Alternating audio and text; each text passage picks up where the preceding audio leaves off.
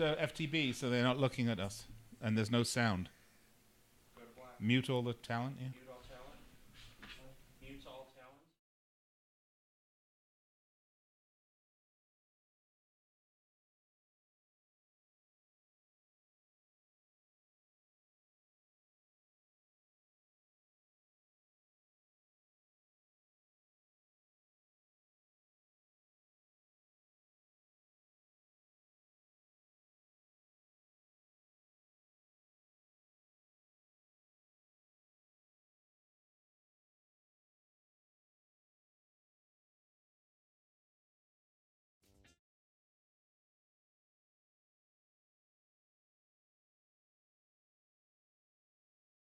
Fifth Street Sports here on the Sports Byline USA Radio Network and SB Nation Radio.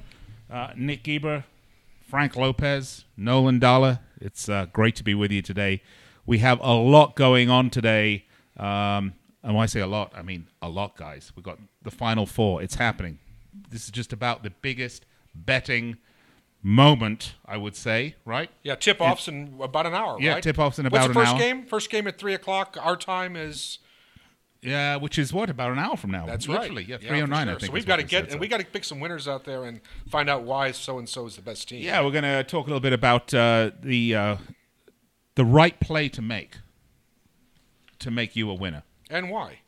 And why? And who are we going to have to do Or that? do we want to give an explanation? Just Yeah, just I tell think- them what to do and be done with it, I think right? so. And then we have just the man, Frank, obviously, kind of the resident expert here on the set who's going to be with us every week. And then we have Brian also, who's going to be joining us live to talk about why he likes a side or a total and so forth. Right, so we're going to be talking about the Final Four. We're going to talk about NFL rule changes and what they mean for you and how to use the rule changes to get an edge. Because ultimately, guys, we all want to get an edge in life, right? Well, we certainly Unless you're do. being mugged, and then you don't want one. Right? Right. Oh, yeah, for sure. And I was going to ask you, aren't we going to be talking, Nick, about the new rule changes also in soccer in the World Cup? Yeah, let's talk about that. The World Cup's coming up, of course, and video assistant referee will be used. I'm going to tell you. Say that again, video what? It's called VAR because they can't just call it instant replay, of course. It's VAR, video assistant referee. That's what they're calling it now. It's very interesting, the technical changes, the technical advances in society and how their impact on sports. And isn't it, we're going to get into this in a moment, but Right. why can't the NFL get it right? Why, we can't even define what a catch is, right? Well, hold on to all these thoughts, guys. We've got all that and loads more coming up on the show. We're going to have can't to wait. step aside, though, take a break. You're listening to Fifth Street Sports on the Sports Byline USA Radio Network, SB Nation Radio. If you want to follow us online, you can do that at Fifth Street Sports. If.com. If you're ready to make a bet, go to fifthstreetsports.com/bet-now. Be sure you do that. Meanwhile, get ready, get your pencil sharpened, make sure you got a little bite to eat, turn the TV down. We'll be right back after this. The commercial? Okay. Are we off?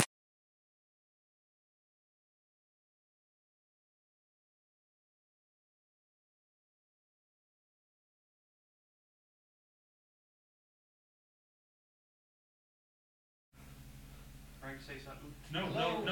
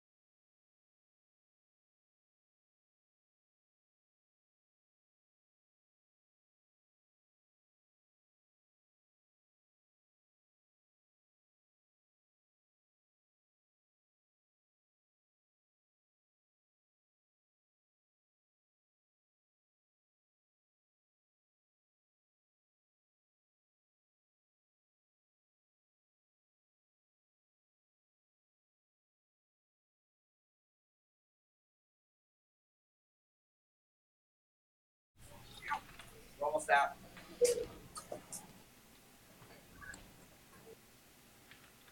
Oh, welcome back.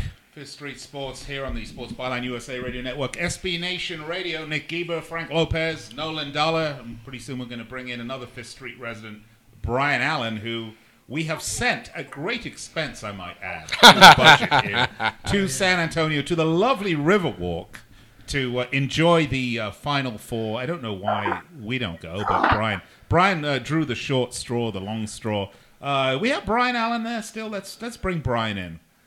Hey, Brian, how's it going? Apparently we don't have Brian. All right. Well, we'll bring Brian back another time, so that's okay. Little technical difficulties in the Riverwalk with the booze and the cigars. You have to introduce Juniper. And if you're watching us, by the way, on the stream, Juniper is joining us. This is her best side. Yeah, she is enjoying the show. All right, well, in the meantime, guys, that's certainly not going to stop us from talking about the Final Four, because right now we're going to be tipping off the first match, Loyola Chicago against Michigan, in a little less than an hour. Currently, it's plus 225 for Loyola. Chicago, and Michigan is minus 265. What do you guys think about that? You know, it's interesting. I before we actually handicap the game, this is that perfect Cinderella situation. You have the powerhouse Michigan, all the history and so forth, and then this team kind of out of nowhere, you know. And how much does the romance, and a lot of people probably cheering for the dog, does that influence the way you watch the game? Historically, every time you see these Cinderella teams get, in this big tournament, usually the slipper comes off at the Final Four. Mm-hmm. Because that's, okay, they've made it, and that's a big achievement. I mean, they got to the Final Four, a school like this, but then when they get to this Final Four, they usually have to meet the one or two super big schools, and then that's when, like, okay, guys, thanks for playing, but the real guys are in town now. I'm not taking nothing away from this team. This team is great, and they can win. Believe me, Michigan's no super powerhouse, but usually the slipper comes off at the Final Four. But I will tell all the people listening out there, the only thing I've decided to do in this game is take the under in the first half. It's 59 is the under. I went under in the first half because I believe in these tournaments, if you see all the fouling, it's got to be really frustrating when you bet under for the game and you see them score, 26 points with a minute and 40 seconds because of all the fouling. So a lot of it intentional, trying the team behind fouling to try to draw closer to tying it. Yeah, so what made sense to me was in the first half, okay, it's the Final Four. The schools are going to be nervous, a little timid. They're coming out. If you're going to go under, I'm going to take under in the first half because there's not going to be any fouling at the end.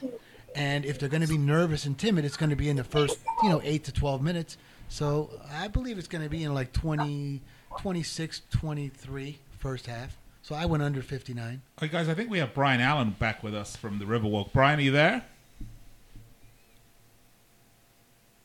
No, we don't have Brian. We're going to work on these problems and bring Brian in. I think you have some connection problems. The miracle of modern technology. It runs out at some point. Yeah. The miracle. I mean, no matter what the nun at Loyola Chicago is trying to do, there's no technological. We need the nun on our side. Yeah, we do. So the next match, Kansas-Villanova. What are your thoughts on that one?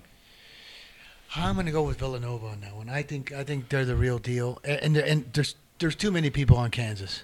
Just too many people are believing in Alice here, and I just think that Villanova's the right side here. Villanova has just played almost a flawless tournament. I think you'd agree with that. And when you look at one team that's just done everything right out of the Final Four teams, that's why they're the number one team, obviously. But it's hard to see a flaw, and they haven't. If there's a flaw, they haven't shown it yet through the first two and a half weeks of this tournament. Well, for sure. Kansas is a great team too. They got big shooters, a big guy inside, but it's just starting to strike me like when the public is not usually correct most of the time, and especially when they take an underdog, then they're really not correct most of the time. This is historically from watching bets. Well, I'll tell you what. Let's if we can put up on the screen here, guys, the first half. We got some first half odds here. You can see them if we can put them up. There we go. Let's see. I don't know if you guys can see that, but looks like it's +3, -1.5 for Loyola. Yeah, what's the total there to the far right? Is that a 58.5 or 59.5? That's 58.5. So do you have the same opinion? You were talking about betting the under in the first half on the Loyola Chicago Michigan game. Same principle apply to this game? Not to the Villanova game. Why is that? Because I believe that they got some really, really classy and good shooters. They can light it up. I mean, it can go under, but they can light it up. I think this Michigan Loyola, these guys are going to be really, really passing, nervous, eating up a lot of clock. You never know, but that's what I'm going to go with. If they can show me a 60, I lose. Show me a 60 or more, I lose. It sure is hard to bet an under, though, in some of these games, especially if you have one team that gets hot from the arc, from the three-point arc. Just if some team shoots 40, 45% from the arc, the game's going over. That's just... Oh, for sure. But the worst is when they aren't shooting good from the arc and missing the threes, and then you got to put up with, it's always historical in college. I know it's been like that every year, is watching 24 points come in 2 minutes because of just ticky-tacky fouls. Even in blowouts, I'm watching these teams foul. They're down by 12 with 45 seconds, and they're still fouling. So if you bet the under, you got to really want to just, pull your hair out. Yeah, I'm curious to know the venue here. This is San Antonio, which has not, in my recollection, ever hosted a game. This is kind of a football stadium. It's a big dome. It's not a traditional basketball arena. Does that also affect, I guess the word is sight lines and basically depth perception and so forth? I really wish we could get Brian on because he's our man on assignment on the field. But not only that, he's such an expert in arenas, all kinds of these kind of situations that you're just talking about. I wish we could get him on the thing because he's over there. Well, he can hear us, so he's probably going to. We're baiting the audience out there to keep listening. He'll be with us in a moment to. Yeah, we'll figure it out. He probably has to go to an area with some better internet connectivity. I would imagine that is the problem. So right. Yeah, sure. He's out there, San Antonio, amongst the revelers, enjoying the game. Look, guys, I have to tell you on a separate note, nothing to do with the game or the right way to play it, but I love San Antonio. I had an opportunity a couple of years ago to be down there over the holidays for about 6 weeks on a job, and I tell you, it was fabulous. What was so great about it? Oh, it's just a great atmosphere down there. Really, the people were great. The food was excellent. I'm a history nut, so lots of history down there with the Alamo and the whole, the Republic of Texas was founded there, yes? Right. Yeah. Just great old hotels. They got in a hotel there where there's still holes in the roof from when Teddy Roosevelt recruited the Rough Riders. Wow. And they all sat around after they had done with their recruitment and fired their pistols into the air, into the ceiling. And they still got the bullet holes in the hotel. Fantastic stuff. Great, a lot of fun, really nice people. And if I might add, a couple of great humidors there with some great cigars. Well, now we know why you like San Antonio. Okay, here it comes. We know. Yeah, but I really enjoyed it. San Antonio is a great place. It's when most people think of Texas that don't live in Texas, they think big hats and massive cars with horns on them, and at least people from my part of the world do. But I mean, I tell you, San Antonio, Austin, these are very cool places to go. Houston's very nice if you like massive cities. But anyway, that's a little aside. I know it's nothing to do with it. The only thing that San Antonio doesn't have going right, no gambling there yet, no casinos yet. Yeah, who knows? Come on, Texas, catch up. They've got some because they got no casinos. No, they don't. You have to drive, right? You've got to drive to Louisiana or Oklahoma. But they got card rooms. Our friends. That's true. Card rooms are opening up in a few. I call them quasi-legal, but we got some friends in Houston. We're going to talk to you in the upcoming weeks about Prime Social. Make sure that you have an opportunity to go there. But we'll wait till we're ready for Prime Social because they go. But that thing you mentioned about the arenas, I'm so frustrated now because we got Brian out there on assignment, and we happen to catch a spot that has like no Wi-Fi. Maybe we should get us a drone with Wi-Fi. We could just send drones wherever he's at. Very good. He can connect to the Wi-Fi. That's excellent. Interesting thought. Well, we don't want to lose Brian. I mean, in a key moment like this, By the way, if you're watching us on YouTube or Twitch, we hope you're enjoying the show. If you're listening to us on the Sports Byline USA Radio Network, SB Nation, likewise, want to just prompt everyone, if you are listening to our talk about odds and spreads and all the rest of that, and you're just inkling to drop a little dosh, you can do that. Drop a little what? Dosh, money. Little, English. He's from England, ladies and gentlemen. Liverpool. Like, you ever think you're on Peaky Blinders here, right? Make a small wager, shall we say. We need subtitles at the bottom of the screen. You can go to www. Does anyone even say that anymore? Wait till we get to the soccer part of this show. Yeah, you can go to fifthstreetsports.com/bet-now, fifthstreetsports.com/bet-now, and wager and win, because you listen to the tips right here on Fifth Street Sports. We're going to step aside, take a break in just a few moments. I want to remind you that we are on Twitter at Fifth Street Sports. That's Twitter at Fifth Street Sports. The website again, FifthStreetSports.com. We're going to step aside, take a break here on the Sports Byline USA Radio Network, SB Nation Radio. We'll be right back after this. Don't go anywhere. We'll see you on the other side. Stay here.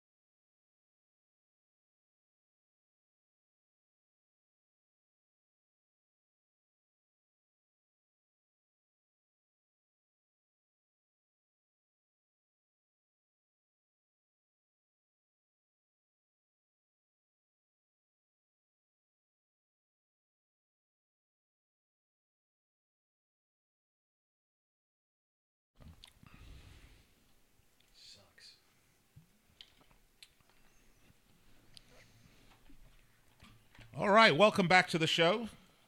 Fifth Street Sports, here on Sports Byline USA Radio Network, SB Nation Radio. Nick Geber, Frank Lopez, Nolan Dollar. We're here with you, as we are every Saturday from 2 p.m. Pacific Time till 4 p.m. Pacific Time. That's on Sports Byline, SB Nation Radio. Then we do an extra hour on the internet for you. It's no holds barred.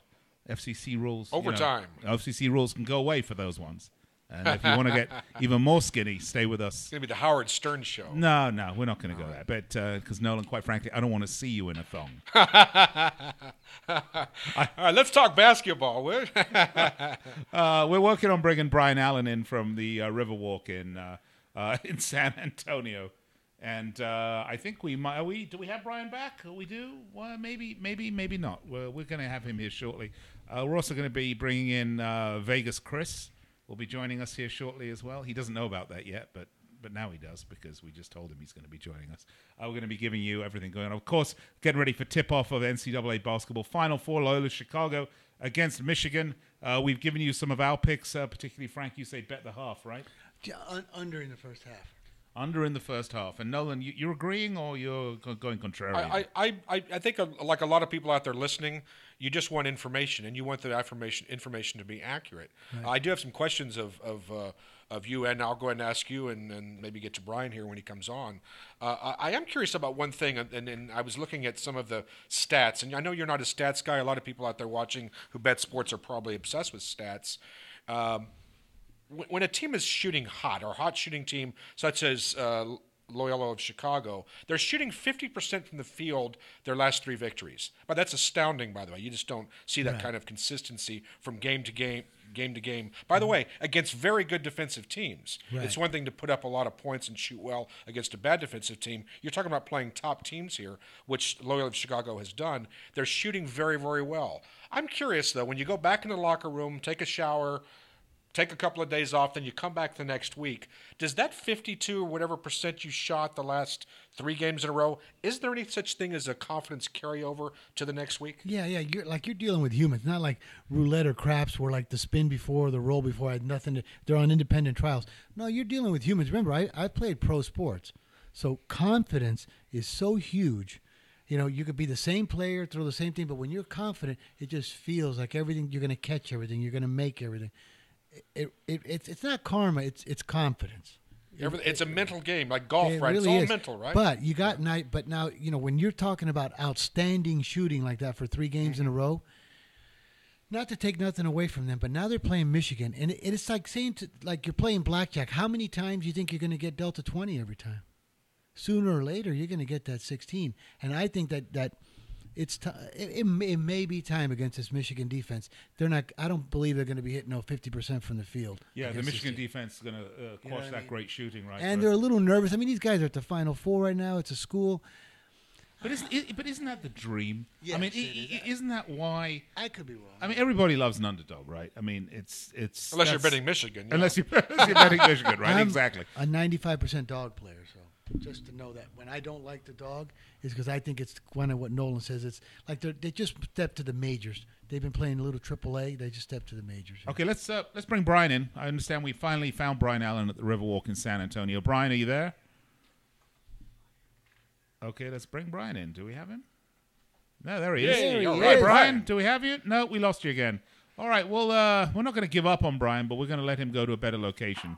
And We got to pay that Verizon bill, huh? apparently so. Something's Apparently, wrong here. Yes, it must be not be I great down told you there. we need GP. We need Wi-Fi drones. Oh, no, now we have him back. All right, Just- Brian. this is the tease, this is by the way. Last great hurrah here. Brian, do we have you? And no. Okay, apparently not. So that's okay.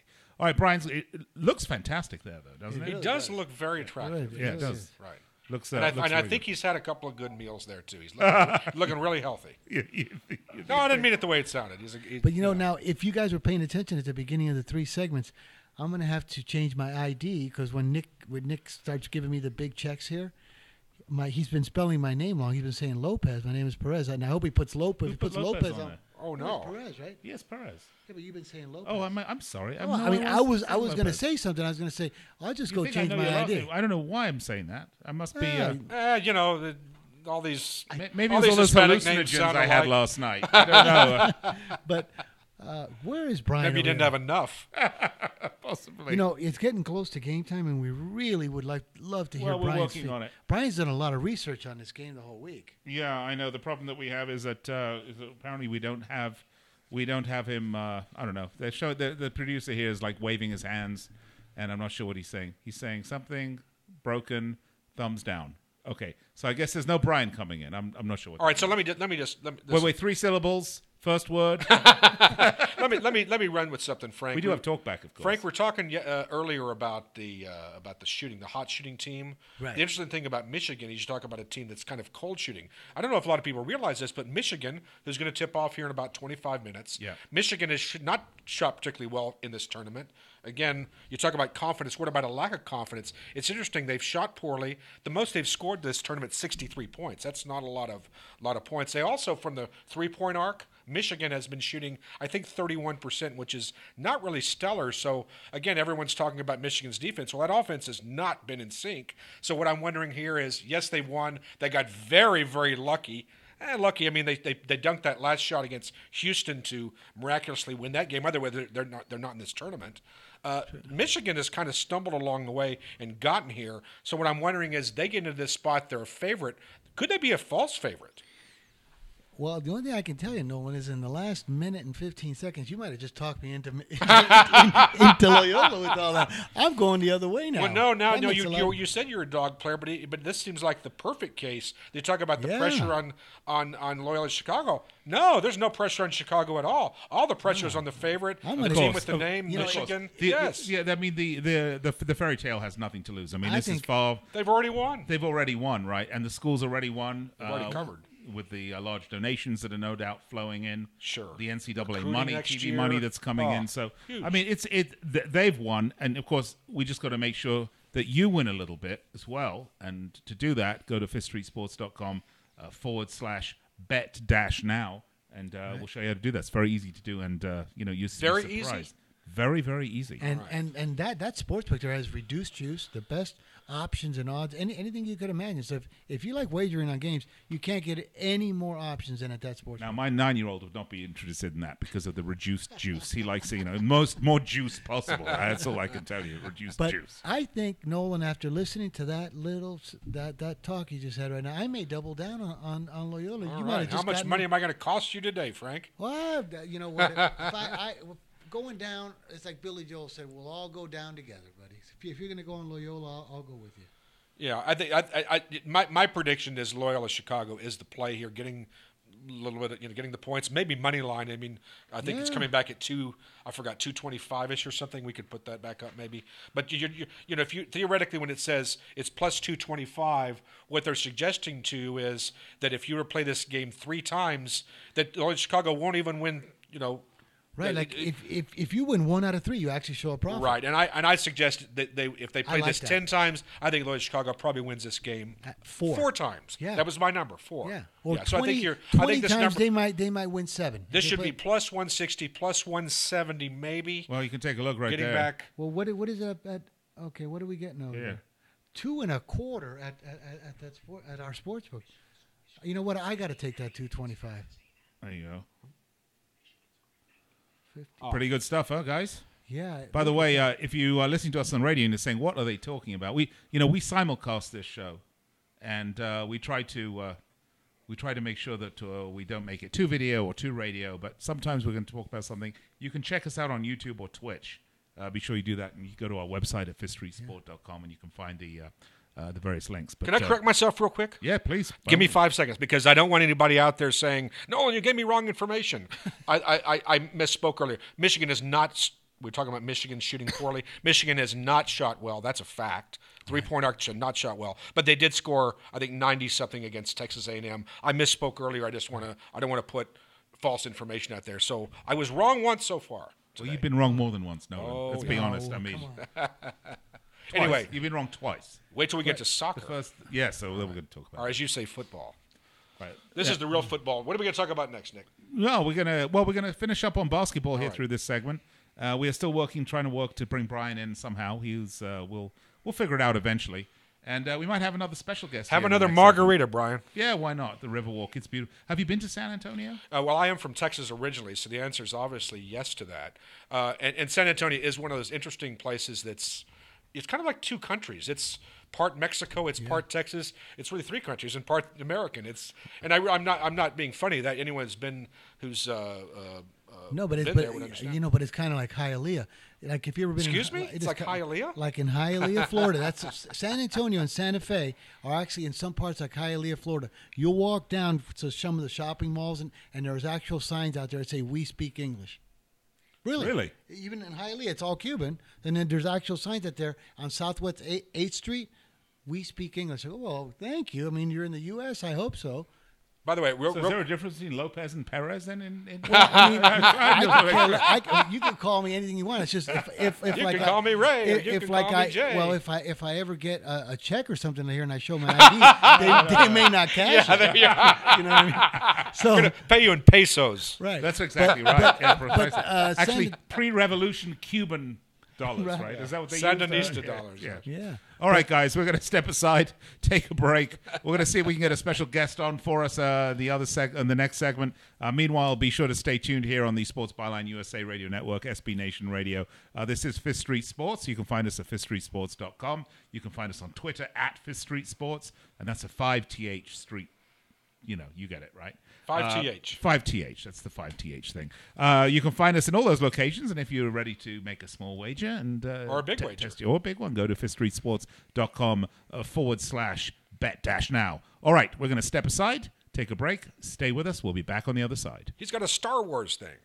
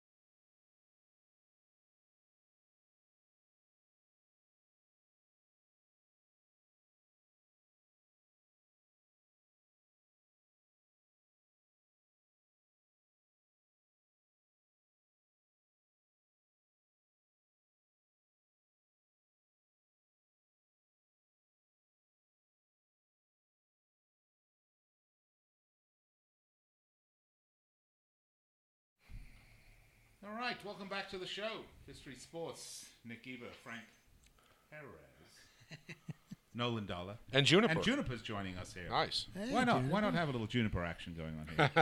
See, yeah, it's Can't always be good. just an all-male stag party. It has No. to have to bring in some female talent. And you know, this cat could She win is Miss single. America. This cat could win Miss Kitty. She's Miss gorgeous. Kitty USA. She is beautiful. Beautiful. She is. Runs in the family. Paternity test. Yeah. Oh, Nolan, you cheeky devil. You cheeky devil, you. All right, we talked a bit about basketball. Obviously, they're going to be tipping off here in about half an hour or so. So if you like the tips we're giving you, you want to use them, go place a little wager at fifthstreetsports.com /bet-now. And we will love to chat to you. But we're going to change tacks here a little bit. Let's change the topic. If you have any questions, you can always reach us on any of the chat bots or Twitter at Fifth Street Sports. Let's talk about Major League Baseball opening week, because that's where we are right now. The Baseball opening started 3 days ago. week. Started 3 days ago. And I know Brian Allen was going to talk to us, and we will get Brian back at some point, but he was going to talk to us about how the first week of baseball is different, and how it's different in terms of providing you some different edge. But Frank, I know you're a big baseball fan, and I know also Chris is Vegas Chris. Oh, get I him on. understand. Do we have Vegas Chris with us? Let's see. Can we, by the miracles of technology? There he is. Wow. Chris, can you hear us? Okay, we don't have any audio on Chris. That would be helpful, but we'll get some audio. Maybe we have him now. Vegas Do we have you Chris. now, Chris? No, nothing yet. Okay, we're gonna go ahead and work on that little problem, and we'll bring Chris back. But Frank, fill us in a little bit. What were you? What were Well, you here's what I've seen in the first 2.5 days of baseball. They had the Dodger win total was in the high 90s, which I thought was ridiculous. 97, 98. Yeah, ridiculous. And then, of course, when Bumgarner goes out, they drop the Giants from 85 to 80.5. Well, here's a funny game. Remember that one show they used to have, Baseball is a Funny Game? Well, we're 3 days in. The Dodgers are playing the Giants. The Dodgers have yet to score a run. They haven't scored a run They yet. had this more year. errors last night than hits or runs, certainly. Right. They haven't 1-0, scored a run but yet, yeah. and look at the Giants. 2 magnificent 1-0 games. Pitched right out of the chute. And there was no Bumgarner there. They didn't need By him. the way, okay, so that's 2 games that most people would have thought the Dodgers would win. Should you read too much into that? Well, the first game, Kershaw went up to as high as 295, and he loses 1-0. He pitched a great game, but hey, Yeah. that's what the Giants. Yesterday they were minus $1.65, $1.70, $1.80. But here's a team. How do you? What if they lose 2-1 or 1-0 again today? You're going to tell me their opening home series they're not going to score a run, and you put a 97 on this team for a win total? Yeah, it's not time to panic, of course, No. in Game 3 of 160, 165. But 162, I am curious though, from a betting standpoint. You say you're a dog player. Do you think that there is value in usually visiting dogs the first week? You're coming out of training camp, everybody flying back from the grapefruit or even home dogs. Look at Texas yesterday. Well, they're playing the Astros, the champions, but, right? The Astros throw Kushel at them, and they lay $1.80 on the road against Hamels at Texas. It's a very good pitcher. 5-1 Texas. I mean, Right. yeah, I think you got to, when you're thinking about betting baseball and you're going to take a road team and you're going to start laying upwards of $1.70 on the road, I think you got to be crazy because just wait for a better game. I don't care who it is, laying $1.80, Especially against $1.90 on Hamels. the road. If that's the Yeah. fourth or fifth pitcher in the rotation, which Right. doesn't usually line, of course, but let's suppose you have the fourth or fifth player in the rotation, and you have a top team or a top pitcher playing, but you got Cole Hamels on the mound for the Rangers. and How let often me- is he a favorite? And at home, and then you're getting $1.70. Here's my tips I'm going to tell everybody a real simple thing, just baseball here. I'll let it out to you. You're betting. You want to bet a road favorite. You're going to bet a road favorite, obviously, most of the time because it's going to be a superior pitcher or a superior team, right? But usually you're going to lay that $1.80 or $1.90 because the pitcher. It's all about pitching in baseball. If you're going to do that, just bet the first 5 innings, Right. Because if your pitcher shows up, which that's who you bet on, that's why you laid $1.90. Your pitcher shows up. He's going to show up in the first 5 innings because once it gets to inning 6 or 7 and they're not winning, now you laid $1.90 and you're bullpen to bullpen. Is that why you laid Yeah, $1.90 and that's on the road? and what you said is absolutely correct. Especially, do you think that any manager is going to burn his pitcher out? Let him. You don't see, especially you don't see National League pitchers throwing 8 or 9 innings. It's not like 1972 where you used to do that. Right. You do those things. Now the pitchers go 6, 7 maybe. Yeah, and now- that's now, if they're. That's what I was going to ask you, Nolan, because you're pretty good at this nutrition and everything stuff. At this why, what? I like nutrition and life and things. Why is Yeah, it? wait. Hold on a second. Did you just say Nolan's good at nutrition? Well, I mean, but he was giving me some. He's I give him a enjoyed his- compliment. I'm giving him. No, but let me ask you, why is it? What's happened that in the 70s and 80s and even before that, Gibson Oh, and all, I know where and you're all going. the Oakland guys, Yeah. they all threw 9 innings, 15 complete games. right. Now all of a sudden we're in the year 2018 with mechanics, Oh, yeah. nutrition, working out, stretching, everything perfectly. And these guys, they're happy to get 100 pitches out of them. I mean, what happened? That is such a great question, Why? and I won't get back into your days, but like Babe Ruth. Remember the story about Babe Ruth before he was a great home run hitter? He was a pitcher, and I think in the World Series 1919, whatever it was, 1920.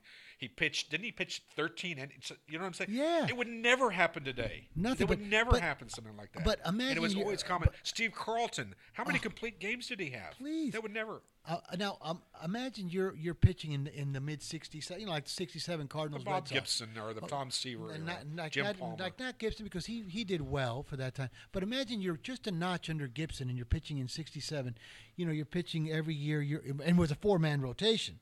So you're That's getting. right. Remember, You start more. Remember, That's right. Denny McLain. He could have never won 30. He could never win 31-6 on a 5-man rotation. He with Lolich and everybody else in there. So now you're going to tell me that in 1967, you got to tell me how pissed off you'd be if you were a pitcher. They're asking you to throw 14, 15, 18 complete games. Okay, you're going to distance 140 pitches. You're getting paid $40,000 a year. I was about to And say then- that's where I'd be no, pissed no, off. And then you're making $45,000 a year. Right, $50,000 a year. You're pitching your ass off. Now the next thing you know, 50 years later, come on, you're sitting there on your couch. You're one of those pitchers, and you're saying, "Look at these guys. They don't want to play because they think they're underpaid for $8 million, and they're sitting there on little pitch counts. Oh, he's got 94 pitches. Let's wait. Let's watch him in the next inning, and he doesn't want to play for $8 million." Yeah, that's one of those great, things come that on. this isn't so much on gambling, but it is for fans of the game. How would players say from the earlier eras? Oh, come on. How would Grover Cleveland Alexander? I'll just pull somebody way out of the past. No, That's seriously, right. this is a guy that won, 500 games or whatever it was. Yeah. How could he pitch today? Probably not. You have nutrition. You're talking about training, weight training, the mechanics, all of the all the symmetrics of the game have certainly changed. The hitters are much better, clearly. Also, you have a lot of different because things. of the science and everything, but it's all relevant. But still, you just have to say to yourself, you pitched so hard and worked so hard back then, and now you got these guys. I don't understand it. And then they're trying to protect their interest, but meanwhile, you see Strasburg go down, Bumgarner go down. I saw Vida Blue. This guy threw 120 complete games in X amount of years. What happened? I want to say one thing, Frank. I think that you're wrong on one point here, and this has to be said. wrong a lot. No. If a pitcher had a debilitating injury, say in the 30s, 40s, 50s, 60s, 70s, and he lost his $40,000 a year job, you know what? He'd go get another job. It wasn't like. It was certainly, it'd be crushing, but it wouldn't be. You're talking about now pitchers making $15, $20 million a year, where that arm has to be protected because the future earning power of that great left-hander who can throw a 98 mile an hour fastball is so great that you cannot risk the tear in the tendon in the arm. Back in the 30s, it wasn't a. It makes sense. I mean, they're big investments to these teams, but it seems to me sometimes they baby them and they watch them so much that you're always seeing them get hurt. Meanwhile, I was so much tougher when I was younger. No, but I don't know if we're tougher or not. But it seems to me, I don't know, but it seems to me like almost when we were kids riding bikes. When I was 8 to 14 years old, riding my bike, hey, we fell like every other kid. Now, believe me, if I had to wear what these kids have to wear on helmets and everything else. When I rode a bike, I would have gotten more hurt by getting beat up for wearing that stuff than falling. But so, do you think it's that way in football? But people say, it's football and basketball and so forth. Same thing for all sports, or just baseball? No, football's a little different. These guys are faster and they're really hitting and everything. I think that this rule change on the helmet stuff is really. I can't wait to get to that. Right, we're going to talk about that later today. Yeah, and in the next segment, in the next hour, we're going to get to that. We're going to talk about some of the rule changes in the NFL and how that affects you and how can you use those to your advantage. So there you are, Nolan. In 1967, I rode a 10-speed with no helmet. I'm here. Meanwhile, you got these kids. Yeah, but now. Yeah, but you don't know whether you're Lopez or Perez. But meanwhile, right now, you got these kids that they actually look like they're going to outer space. They're on a 10-speed. He was a professional highlight player, right? That me. I played pro right? highlight. And you got hit in the head with a ball a few times. No, too, no, so. Didn't you get hit in the head no, with the ball we once? wore a helmet. No, I only got hit 3 times in 8 years. Only pro. 3 times. But not Is in that the like head. having 3 concussions? I mean. Well, no. Well, because you got a helmet on. But in highlight, the key was to not get hit anywhere where there was bone or facial matter, because the ball is harder than a golf ball and it's going 180 miles an hour. Yeah, you want to try to avoid bone. Yeah, cranium, bone, testicles. Right. No, that sort that's of stuff. true. Yeah. Not good. But let me tell you about the speed of the ball in highlight. Remember, it got clocked in Guinness Book of Records at 188 miles an hour. 188. 188 by Arrieta in West Palm Beach, That's like Florida. twice as fast as a fastball, right? Well, yeah, by Arrieta in West Palm Beach. Now, check this out. I had a friend of mine that put me on the ice one time because he thought hockey that the puck was going so fast. This was when I was 21 and I could, in great shape, and I was playing pro highlight. They were shooting hockey pucks at me. I swear to you, they looked like beach balls coming at me, Wow. like zeppelins. That's how slow they looked to me. And I Wow. said, and that's at 180-something miles an hour. But Yeah. but hockey's only It's kind of like the batting cage, right? You ever done this when you're playing the batting cage Yeah. and you're at the amusement center Yeah. and you see you'll get an 80 mile an hour and it's like, and then you'll do the 40 and it's like bang, it's so much easier to do the other way around. That's so it's a fabulous sport, but I don't know what's happened to the people as far as like. But first of all, in my opinion, I think every pitcher coming up at 21 years old should automatically have Tommy John surgery. Well, just get it over with. Tommy John surgery? Yeah, just You get mean it your, over Your with. nads removed? No. Tommy John. He's from a foreign country, ladies and His gentlemen. elbows. You must forgive him. But, What is Tommy John surgery? Oh, that's Oh, where they my. remove the tendons in the arm. But meanwhile, you don't blow them out. You're good for life. Oh, I see. That's a bit revolting, actually. It's all right. It's okay. Again, you were watching it's a the bit- Liverpool Lapulians or whatever they were called when Yeah. when Good match Tommy today, John by was the way. this great pitcher who was supposedly his career was over, and there was a revolutionary surgery that Yeah. repaired his arm, and now most pitchers have this, as you say, and Well, when they get injured, they get Right. it, and then they're good. They're good to go forever. Right. You know what I mean? It's almost like if somebody says, "We're going to remove this, and you're never going to have a backache." Well, let's get it over with. Oh, I'd like that. Oh, Yeah, that'd be Oh, all right my for gosh. me. I'll be happy with that. But Yeah. I don't think I'm going to let any surgeon near my Tommy John, to be quite honest well, I with thought that's what, Viagra was for. No, me either. Well, listen, I'm snorting now. All right, folks, you can find us on the web at fifthstreetsports.com. That's fifthstreetsports.com. And if you think you might just want to go ahead and place a little wager or two or three or 10, feel free to do that. And you can do that by going to fifthstreetsports.com /bet-now, and go ahead and put your money where our mouth is. Isn't that how it's supposed to work? Or put the money that you borrow. Oh, gosh, don't do that. Anyway, we are live on the Sports Byline USA Radio Network and SB Nation Radio. You can find us on Twitter at Fifth Street Sports. We're also on YouTube. We're on Twitch. We're in the ether, quite frankly. I don't know what else to say. But we do have to take a break, pay some bills, so we're going to do that because we have lavish lifestyles that we have to be accustomed to. So we'll be right back after this. Bring some more wine. Yeah, what are you drinking today, Noel?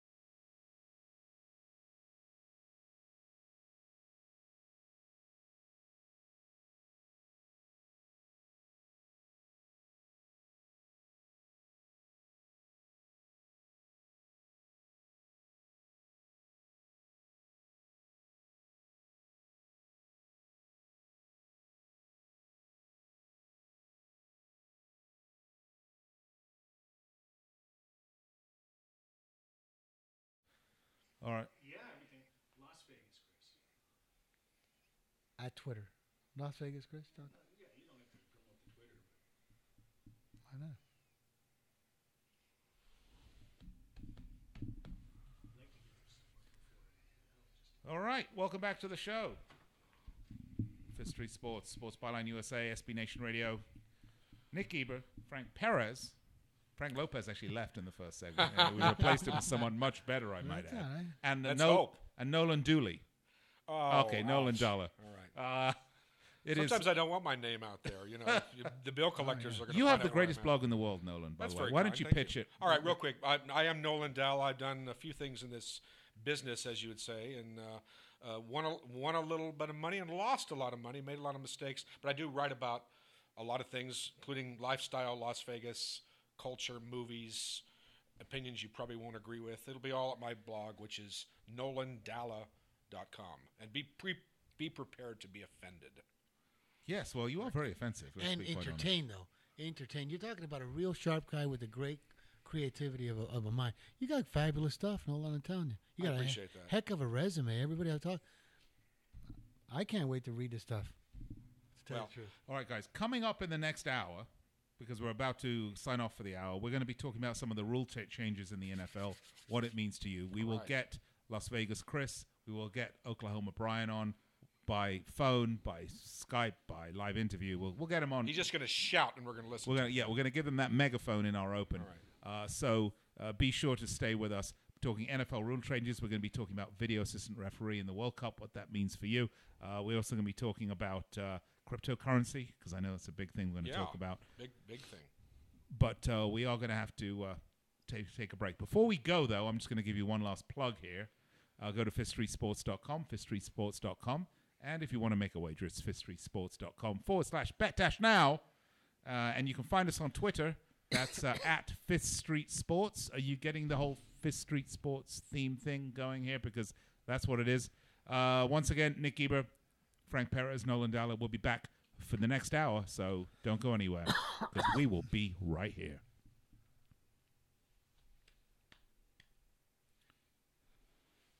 Okay, Bugs, this break is actually a lot longer than 3 minutes.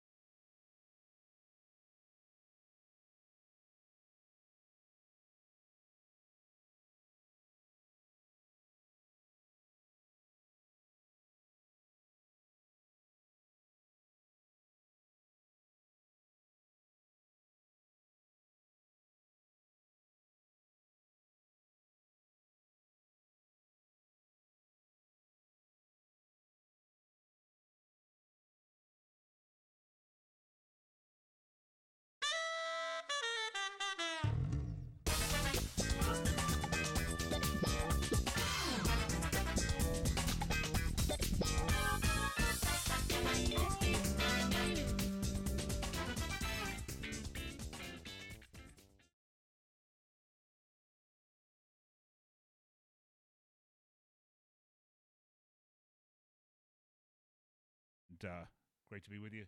Nick Eber, Frank Perez. Nolan Dalla's gone AWOL, but he will be back. He will be back shortly. And okay, I hope Shorty's wearing a raincoat. Okay, no, okay, that's bad. All right. So. Okay. By the way, you can find us at www.fifthstreetsports.com. Coming up this hour, we're going to get to a lot of good stuff. We're going to talk about the rule changes in the NFL and what that means to you, how to use them to your advantage. We're going to talk also about some of the video assistant referee rules coming in for this year's World Cup, and I'm going to tell you what that might mean for you if you want to, if you're worrying about score lines and whether it'll be high scoring, low scoring, exactly what that means. Also be touching on cryptocurrency and whether this is a fad, whether this is a good investment, whether it's a good bet. Because let's be honest, Frank, it's a gamble, just like any other, right? Yeah, well, you're dealing with humans on the honor system. Yeah. Do humans have honor? That's the question. Yes, they do, but when it comes to money, it's a little bit weird. Yeah. Definitely a little bit odd. Nick, there was one thing you keep mentioning our sports book that we have. By the way, we have a fabulous sports book. I would rate them a 5-star sports book. But mention to them that when they click onto our site, they get a nice bonus. You send in 1,000, you get an extra $350. That's awesome. Well, welcome back, Nolan Dalla. I was making a bet. I'm quite serious. The first segment. Yeah. Listening to Frank there. On the first half, I'm sorry. We really actually practice what we preach. I actually went and made a bet. Is that okay? Am I allowed to do that, Right.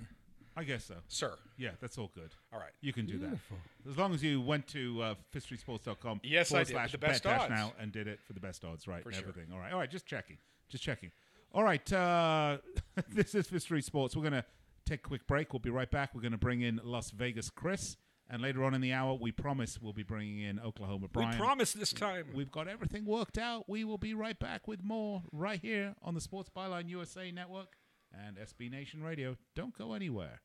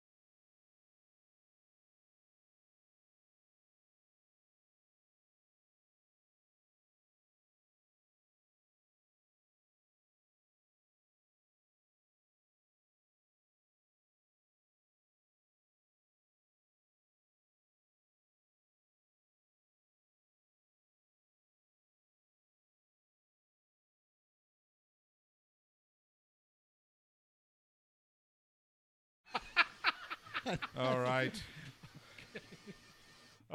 Welcome back. Catching the end of Frank's dirty jokes here on the show. Street Sports, Sports Byline USA, SB Nation Radio. We got a lot to get to. Obviously, college basketball has tipped off just about 3 minutes ago. So let's get rid of that. There we go. Tipped off just a few minutes ago. So we're not going to keep you abreast of the score because this is not even family radio. We're not going to keep you abreast of the score because you can watch it, quite frankly. But we ask that if you watch it, turn the volume down and listen to us instead because it's much more entertaining. For sure, you can hear us rant and scream about, whatever. Various things. For example, NFL rule changes. Oh, right. Here we go. Do we have Las Vegas Chris available? Let's bring Las Vegas Chris in, and I'd like to introduce everybody to a he's new to you, not new to us. Las Vegas Chris, how you doing, Chris? I'm doing well. How are you guys doing? Doing very well, thanks, Chris. Wow, yeah, we got a great picture of you. So, Chris, let's talk a little bit about some of the rule changes in the NFL. What's your take on them, and how do you think they're going to affect you from a betting perspective? I think the first indication is that the total should go higher because there's going to be more completed catches. So you think it's other than that, I think it's going to be a more wide open game. I think they're going to allow more stuff.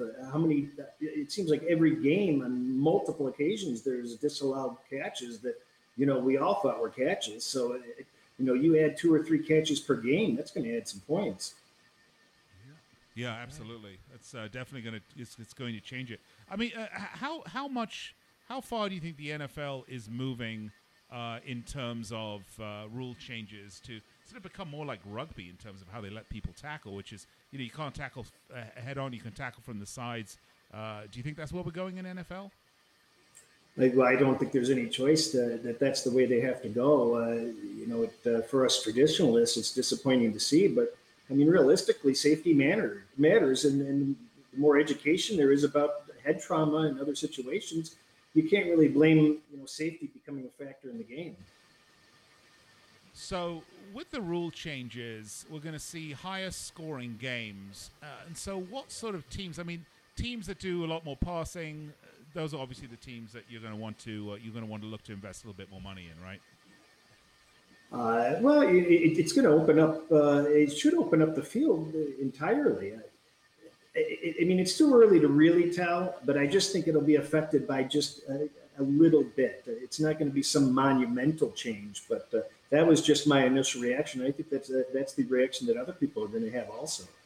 Yeah. Hey, Chris, I think one of the things also that I'd like to ask you about or introduce here, it's not just the rule changes, the NFL rule changes we're talking about here, but maybe one of the most important thing is the fact they didn't change a certain rule. There was a lot of, particularly from the fans, saying, hey, pass interference, when you throw a forward pass and there's incidental contact and there's a 45-yard penalty, I mean, this can change a game. It certainly helps. You know what I'm talking about? Long pass, receiver falls down, flag. In college football, that's 15 yards. In the pros, it's a spot foul. There was some discussion about making it like college 15 yards. First of all, what's your opinion about that? And second, how will this affect betting? You know what? I don't mind the spot foul as long as the penalty is a real penalty. The real problem is these tic-tac fouls that give them, people in the end zone and the ball on the goal line and a questionable penalty. So other than that, I don't have a problem with the NFL rule. Frank, you agree, Frank?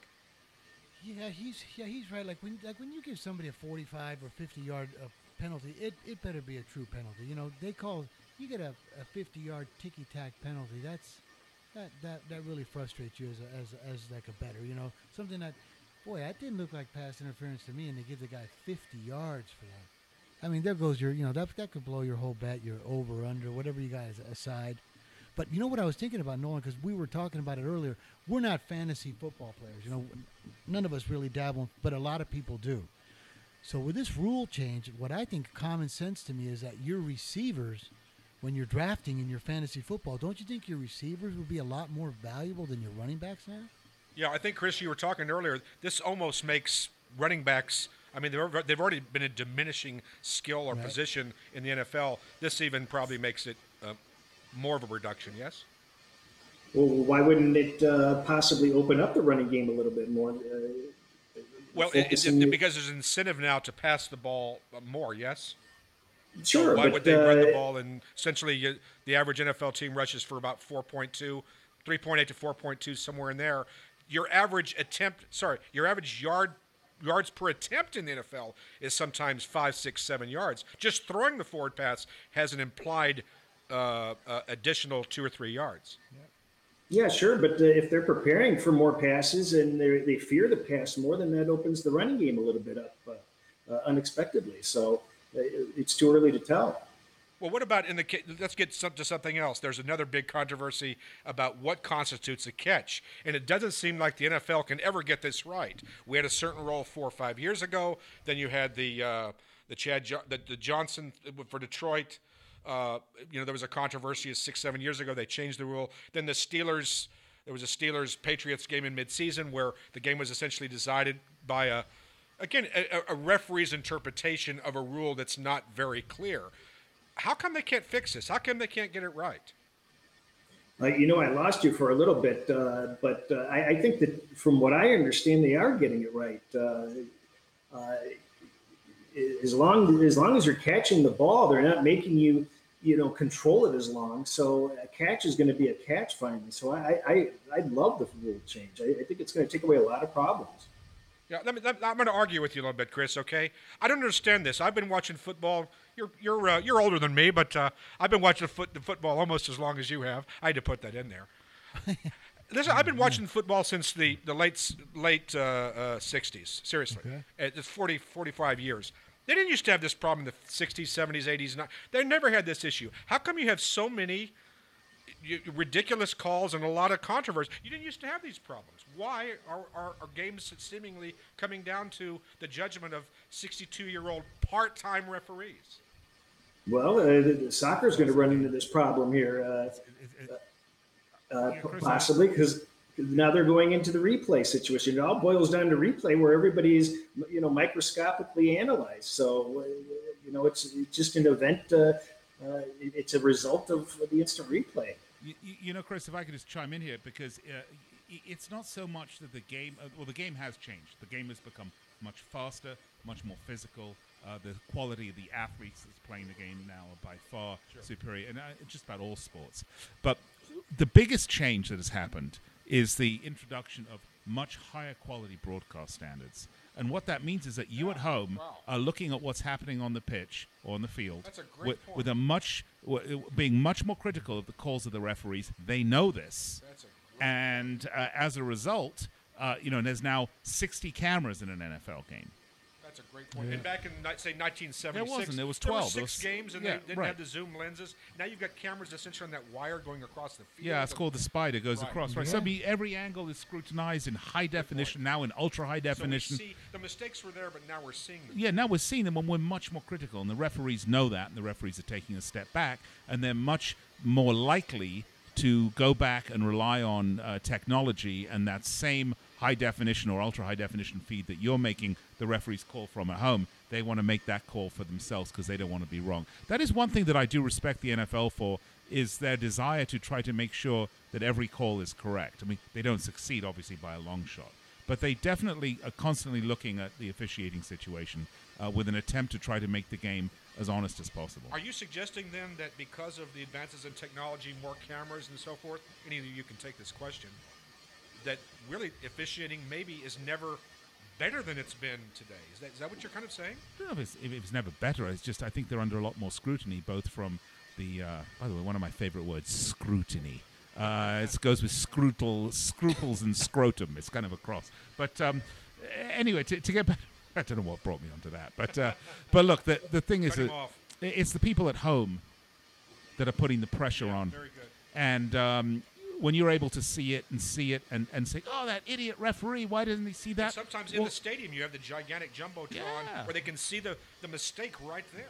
Well, that idiot referee doesn't have ultra-high definition in his eyes. All right, we're going to take a break. Step aside, be right back with more Fifth Street Sports. Just getting started. Yeah, well, it's going to take 3 minutes, pay some bills, We're going to run up and place a bet, by the way. at fifthstreetsports.com/bet-now. We'll be right back after this.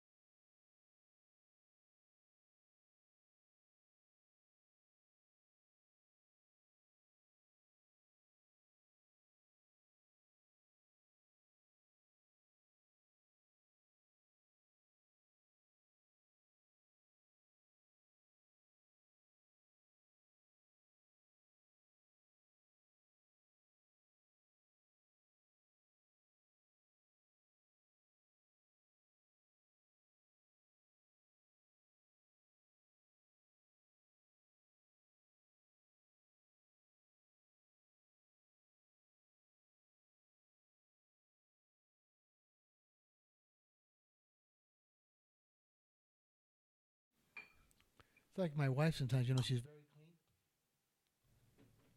Welcome back to the show. We're about to get a Frank Perez joke. Another dirty joke? Not Probably. a dirty joke. It's just sometimes, like my wife's very clean. The other day she found a pair of my underwear on the floor and she says, "Are these yours?" And I said, "Well, they better be, or otherwise I got a few questions of my own." Okay. Fifth Street Sports, Sports Byline, USA Radio Network, SB Nation Radio. You can find us on the web at fifthstreetsports.com. Find us on Twitter at Fifth Street Sports. Find us on YouTube. Find us on Twitch, iHeartRadio. We're everywhere. All you have to do is just go outside, take a deep breath, and you will be ingesting the goodness that is Fifth Street Sports. Nick, I have a question for you before you continue with sports. I have to ask you this. Star Wars, right? Yes. Is this your 7-year-old son's laptop? And what is this with Star Wars? I'm a big Star Wars fan. George Lucas's. You're going to make George Lucas another $1 billion? Star Wars fan is he? Yes. Are you really a Star? Huge Star Wars fan. That's why I have the Star Wars laptop. Wow. And the fact that it was on sale at Best Buy, and it was about 40% off the cost of one that didn't have the Star Wars logo. So that to me is I'm thrifty and I'm Star Wars. So if it was Hello Kitty on sale, you would have had the. Yeah, absolutely. But there was no. I looked, quite honestly. I was disappointed. I was hoping. Yeah. All right, guys. We're talking about NFL rule changes, and not just NFL rule changes, but rule changes in sports. And I am pleased to announce to everybody that has been listening to the show, listening to us struggle to try and bring in Oklahoma Brian, that we have, I believe, finally solved the problem, and we have figured out how to bring in Oklahoma Brian. And I see him there. Hi, Brian. Great to have you with us. Oh, now you see, crystal clear. Crystal clear. Yeah, as clear as an unmuddied lake. Right, lovely. Brian, let's get to it quickly, shall we? NFL rule changes. We spoke briefly with Las Vegas Chris about this, but I know you have some specific ideas too about how this is about how you can get a betting edge out of this. Yeah, so I wasn't able to hear what Chris had to say, but these rule changes are going to be significant for this coming year. And I think it's worth pointing out the vote on these rule changes was 32-0. The owners were unanimous in favor of these rule changes. And we know the one thing motivating owners with these rule changes is an effort to protect themselves against future lawsuits and having to pay out billions of dollars 20, 30 years ago. So I think we're in the process of seeing the game transform from the game of football that we're used to a game that will be, I think, a little bit different in the future. And it'll start to change next year with a couple of rule changes. The most significant is a rule change that makes it difficult for a defensive player to lead with their head. In my opinion, we're going to see the game open up quite a bit. You'll see passing over the middle become a more effective, tool in the game of football. And I think there's a lot of value looking forward into futures prices, trying to identify teams that will benefit the most from these rule changes. So, teams that like to spread the field, throw over the middle, those teams are going to be at an advantage. And I think as a bettor, expect to see games be higher scoring. And early on, I think there's an opportunity to bet the over, in particular in the preseason. A lot of people make fun of preseason football as some kind of degenerate, betting experience. But the reality is, preseason football is a great opportunity, and expect the NFL to really make a point of emphasis with these rules during preseason. I expect to see a ton of personal fouls in the preseason. Games will be higher scoring. Eventually, the totals will catch up. But as a bettor, it's always in your interest. Understand rule changes and try to be ahead of them in terms of betting. Very good. Understand rule changes, try to be ahead of them. And along those lines, I'd like to ask a follow-up, because that is so fascinating. And obviously the way people will interpret what you've just said, Brian, on this is that bet the overs in preseason and the regular season. I would like to get a little more specific, however. Does this now really, really help very strong passing teams? And I'll use two extreme examples. Does this make the New Orleans Saints even a more prolific offense, and maybe make the Cleveland Browns? It's hard to imagine them being a worse franchise, but since they don't really have a quarterback per se, or a good passing game, does this make them even a worse team? Does it make the rich richer and the poor poorer? I think it benefits teams that can effectively spread the ball around the field, and one-dimensional teams that just run the ball up the middle, whether it be the Browns or anyone else. I think that, I think those teams are at a disadvantage. Hey, by the way, Nolan, I noticed you don't have the Jameson this week. What do we have this week? Listen, the Jameson costs a little more. It's been a tough week, and this one was on sale, okay?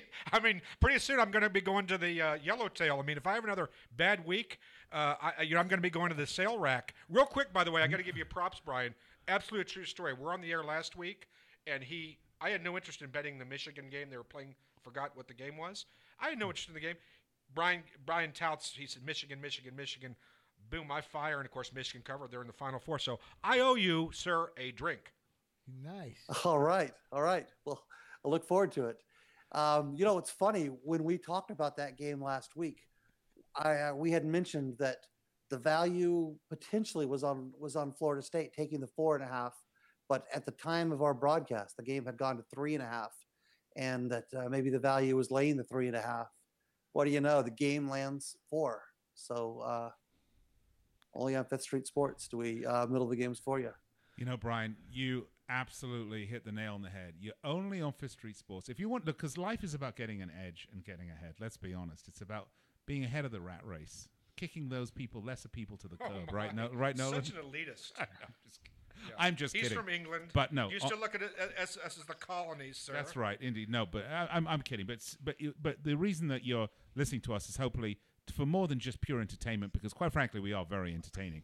But it's also to get that information that will allow you to make an informed bet, an informed wager. Because one of the things that you'll hear constantly throughout this show as you listen to it, and by the way, every Saturday from 2 p.m. Pacific until 4 p.m. Eastern on Sports Byline SB Nation, and then we're doing another hour, which you can find on the web. Find us at YouTube, Twitch, or at FifthStreetSports.com. That's No Holds Barred radio coming up the next hour, by the way. But we're going to teach you that when you do go to wager your money, to make an informed wager. Whether it doesn't matter whether you're sports betting or playing video poker or playing Pai Gow. And Kara's here in studio with us, and she's a massive Pai Gow player. You need to make sure that you're playing with the best odds, with the best edge. Oh, absolutely. Right, Frank? Well, haven't you seen, it's funny to me because I've been living in Vegas 54 years, that you'll see people save coupons, save 10% on this, go over here, 2 for 1 on your pizzas to save $7.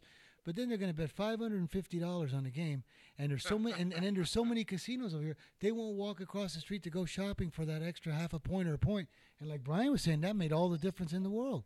I mean, that would have made the difference between winning and losing. And let's say you're betting $550, so you lay 4.5 instead of 3.5. That cost you $1,050 because you were too lazy to go shopping. You know what I mean? And if you want to really be thrifty right now, if you go to our website at fifthstreetsports.com/bet-now, and you click that link there, you're going to get... Will you say that link again? It's fifthstreetsports.com/bet-now. Bet-now. And you get a bonus, right? Right, it's $1,350 for putting 1,000 in, right? Yeah, I mean, a $350 bonus. $1,350, so I make $350 just by... Check this out. You get a 35% bonus. So if you deposit $1,000, you get $350 and reduced juice and the most fabulous betting options you can ever imagine. Much more than any casino or anything. They have at least 3,000 or 4,000 different ways to bet games. You got to put $1,000 down to well, get no, $1,350. Well, no, yeah, like whatever you put down. Can I borrow $1,000? Sure. No, but by the way, Brian, Nolan's on this Chicago team today against Michigan. So if you see Michigan blow them out next week, he might bring in a bottle of Manischewitz over here. He's the Manischewitz guy, okay? $2 Chuck. All right, guys. $2 Chuck, that's right. Let's go back to Brian Allen. Brian, one of the things that we've been discussing, we'll continue the discussion. We talk about rule changes in the NFL, but there are also some big rule changes going on in the world of international football, or soccer, as you guys would call it. But the thing about that is we've got the World Cup coming up, so there's a massive shift going to happen in the World Cup. And so a lot of people have asked me, what we're calling VAR, Video Assistant Referee. What does that mean for the game? What are the rules? It's kind of like instant replay, right? It's very much like instant replay. So here are the rules for VAR. They can call for a video review on a goal, was it a goal or was it not a goal situation? Now, they also have goal line technology, which will tell them if the ball goes all the way across the line. That was the first piece of technology that was brought in. You don't need to bring that up. But then we've got penalty or no penalty. This is the big one, okay? Penalty or no penalty. Direct red card, not a second yellow. So if the referee deems there to be an egregious foul and issues a direct red card to a player, that can be reviewed. That will be automatically reviewed by the video assistant referee. An automatic review. Okay, and we're going to get to more of these on the other side of the break. And mistaken player identity. This is a funny one. So if the referee cautions or sends off the wrong player, the video review will be there to make sure that he got the right player, which is somewhat important. So Nick, is this going to cure those acting classes when those players go down? Oh, good one. Good question. To a degree, so we can talk about how that's going to affect the South American and the Spanish teams. Oh, I know I'm going to get a lot of stick for this. Oh, like the English teams never do any acting. Never done anything wrong. Yeah, not Liverpool. They don't do anything. You're watching and listening to Fifth Street Sports right here on Sports Byline USA, SB Nation Radio. Nick Eber, Frank Perez, Nolan Dalla, on with us from well, from San Antonio in a lovely hotel room right now, is Oklahoma Brian. We'll be right back after these messages. Beautiful. That was.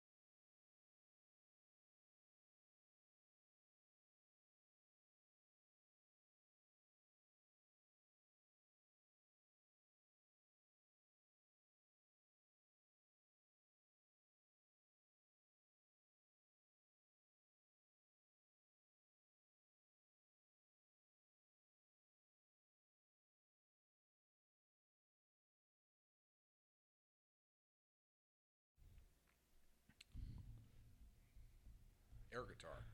Air guitar? Well, could be. Welcome back to the show. This is not an air show, though. We are on the air on Sports Byline USA, SB Nation Radio. This is Fifth Street Sports. I'm Nick Eber. He's Frank Perez, a.k.a. Frank Lopez. And he is Nolan Dalla. I'm Nick No Eber. AKA. It's great to be with you. By the way, we're with you every Saturday on the Sports Byline USA Network, SB Nation Radio, for 2 hours from 2 p.m. Pacific, which is 5 p.m. Eastern, until 4 p.m. Pacific, which is 7 p.m. Eastern. And then we do another hour on the web, which you can find by going to fifthstreetsports.com, just clicking the links below of how to watch, listen, what have you. That's No Holds Barred, Fifth Street Sports Radio, where we will continue the discussion. Does that mean an R-rated show? Well, possibly, but within reason. I mean, no one wants to listen to Brian, people. by the way, how's the towel service there at that hotel in San Antonio? Brian. Oh, it's great. Atmosphere is incredible. I gave Sister Jean a ride to the stadium on the way over here to the hotel. Now, You didn't try to cop a field, now, did you like- naughty man? Oh, but are you getting along That's with the the next maids song. and everything? Everything's fine. You know, because we don't So put far, so good. anybody from Fifth Street Sports. You know, we fly third class and we stay in nothing higher than Why? We 2-star take hotels. the bus. Our seat is actually the seat in the bathroom in a Southwest flight. Okay. All right. Let's get back to the discussion, Brian. We were talking about rule changes in sports, VAR in the World Cup. And look, my take on the World Cup rule changes are very simple. they are going to radically affect the goal scoring, the number of goals scored. And the reason for that is, having watched referees over the last 5, 6, 7 years adapt to what we talked about in the last segment, guys, which was the proliferation of ultra high definition television feeds, and everybody now is a referee because you can see the slightest detail. Video replay can be kicked back within a millisecond of the event happening. The technologically we're a marvel compared. If you looked at technology of these games today versus 20 years ago, you'd have been amazed. So what's going to happen is referees, particularly because of the penalty, no penalty call being automatically reviewed, referees are much more likely to call penalties in situations, which means I think that diving is going to become diving, where players simulation. Right, simulation. Right. You're going to get a lot more penalty calls because referees are going to be much more inclined to make the call and then have it ruled as the player made a dive or a simulation. To better safe than sorry. Make the call, have it reviewed, and so the player simulated, and that's going to be a black eye on the player, not on the referee. So I think referees are going to call a lot more penalties, which means we're going to see a lot more penalties given that maybe wouldn't have been given before that were legitimate penalties. I think we're going to see a lot higher goal scoring in this World Cup than we typically have. I also think that the teams that tend to act out with more simulation, and I'm going to paint a wide brush here, so if you're from any of these regions, please do not hold me accountable for being anything other than the football fan that I am. I think you're going to find teams from Central and South America, and particularly teams from the Spanish team and the Portuguese are going to be really going to have some trouble here. It's going to affect them negatively. As opposed to the teams from other parts of Europe and from Africa and from Asia, where diving is not as prevalent and simulation is not as prevalent. They tend to be slightly tougher games where people take a few more knocks and stay on their feet. Now, it has nothing to say that the skill level isn't fantastic in those leagues, but every league has a different flavor, quite honestly, and that just happens to be a bit more of the flavor for those leagues. What do you think, Brian? Well, I had a question for you, Nick. I don't know as much about these changes. I'm really interested, though, in learning more. But on first glance, I'm wondering, it seems to me the one trade-off when we have video review in any sport is the flow of the game is reduced dramatically. So we have a lot of standing around. And I just wonder, in the World Cup in particular, in soccer in general, but really the World Cup, there seems to be a really big emphasis on fitness, young players. Older players have a hard time going as many minutes. Maybe, you bring on your 32-year-old forward who's carrying a few extra pounds. You bring him in the 78th minute and try to get 22 good minutes out of him. But it seems to me like maybe some of the players that aren't as fit could maybe stay on the field more minutes if the game is choppy with more with more delays. What do you think? Well, I think that's a really interesting analysis, Brian. And I think you want to look for teams that have, from smaller countries that are not replete from A to Z with a lot of very deep talent that may have one or two aging superstars on them that sort of drag. I mean, the Swedish team comes to mind with Zlatan Ibrahimovic, a great player, coming off injury, just moved to Major League Soccer, still a fantastic player and in great shape, I might add, but certainly getting a breath here and there would be good. Now the Swedish team does have other great players in them too, by the way. But I think the point is right on. I think you want to look at deeper runs, possibly, from some of the teams with less depth and bigger aging superstars because they will get more time. Look, it's going to add on to injury time, or not injury time now. It's called stoppage time. And it's going to extend the matches out. I like the way the rules are set up because video assistant referee, if you look at the categories with which it can be called, there's generally a stoppage of play anyway at that point. For an example, goal, no goal. Well, play stopped, right? Was it a goal? Was it a goal? The only reason you would know it was no goal was if the referee blows the whistle. So play stopped then. Play stopped at the decision when the referee gives a penalty anyway. And then all the players rush the referee and complain anyhow. So I don't know how much longer that's going to add to the game. A direct red card, well, the referee gives a red card that's being reviewed at the same time. Play is stopped anyway. So there's none of these categories of video assistant referee calls are coming into play where it would stop the flow of the game. The game has stopped naturally at that point anyhow. So then the question becomes, how long does it take them to review it? That's the question. But I do think those extra breaks, Brian makes a great point, will really add to the ability of older players to last longer, which sounds like a male enhancement ad you might find on television.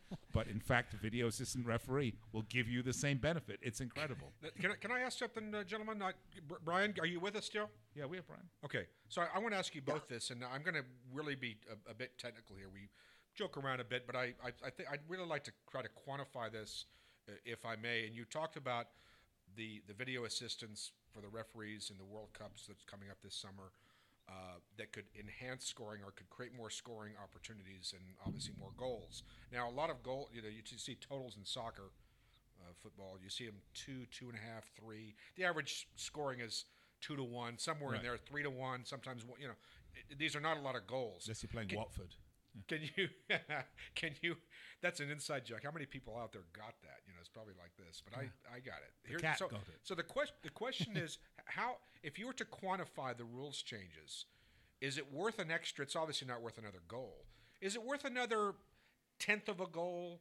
Quarter of a goal? No. What are we talking about? Well, I think for the World Cup, it's worth another quarter to a half a goal. Quarter to a half a goal. That's huge. I think so. That's because huge. I think we're going to see a lot more goals. That's huge. But A lot more goals. you know what I was thinking about this. If you ever read the book Freakonomics on how they take opposite positions on things.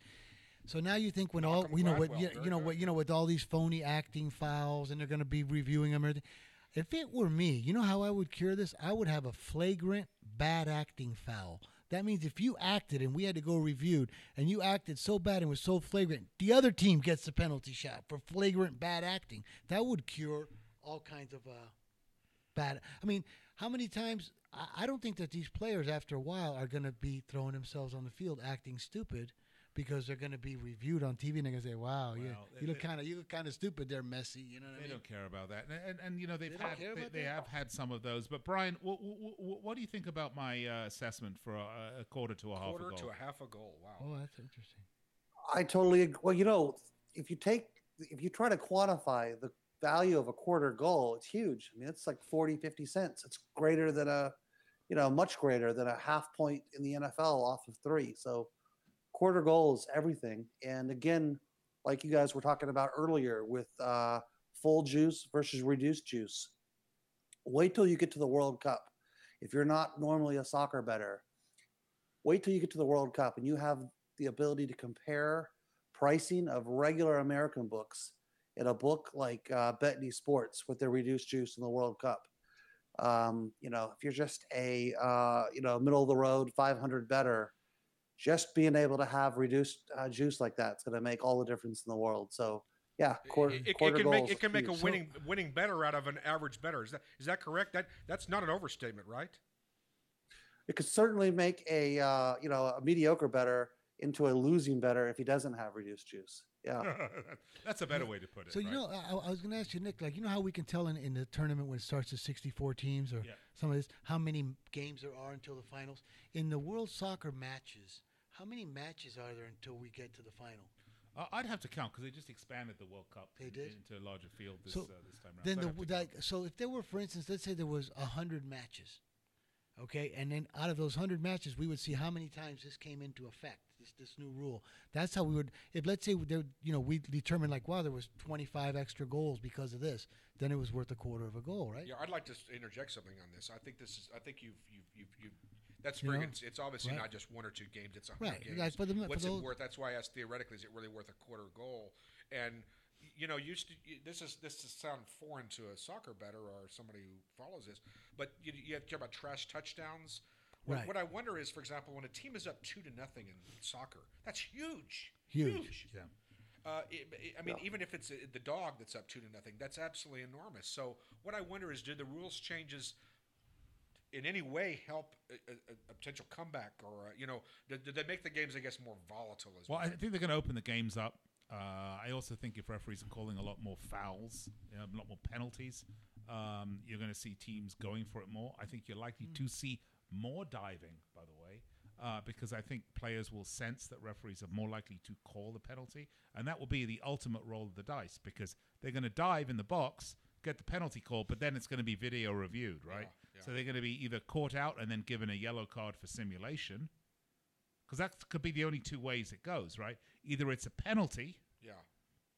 and the penalty's given and the goal is scored or saved, or it's not a penalty, in which case it was either something that was missed or not. But most of the cases, it's going to be simulation. If it's simulation, that should be a yellow card. So I think you're going to see a lot more yellow cards as well, and a lot more goals and a lot more penalty calls. So that will be my three. By the way, there's 32 teams playing in the World Cup this year. 32. Is there any basis of this? I mean, we're not talking just, I mean, there is actually some history in this, and it's been tried in this number of leagues. Can you discuss that a little Well, bit? Major League Soccer is trying out video assistant referee right now. It's you can watch an MLS game if you can. And is that sit through created? it. Is that the same thing happening? Yeah, it's created a few more penalty calls for sure. But again, we're talking about tournament football here, which is like tournament poker versus being a cash grinder. I mean, very different games. Tournament poker, after you get through the groups, football tournament, after you get through the group stage, of course, it's a knockout stage. So you play a different way than you would if you're in for a 38-game season, for example, like in the Premier League. So there are different flavors and different strokes that each team will take for it. But I would say that these are pretty good predictions of where it's going to go in terms of the effect of video assistant replay. By the way, very quickly, we're going to go to break here in just a few seconds. Just want to mention Anthony Joshua beat Parker today in London. Has 3 of the 4 heavyweight belts. It was a unanimous decision. At some point, we're going to have a massive fight between Joshua and Deontay Wilder. I personally looking forward to that. Heavyweight division will be relevant again. Yeah, going to be relevant again. All right, we're going to step aside, take a break. We'll be right back to wrap up this hour on Fifth Street Sports on the Sports Byline USA Network, SB Nation Radio.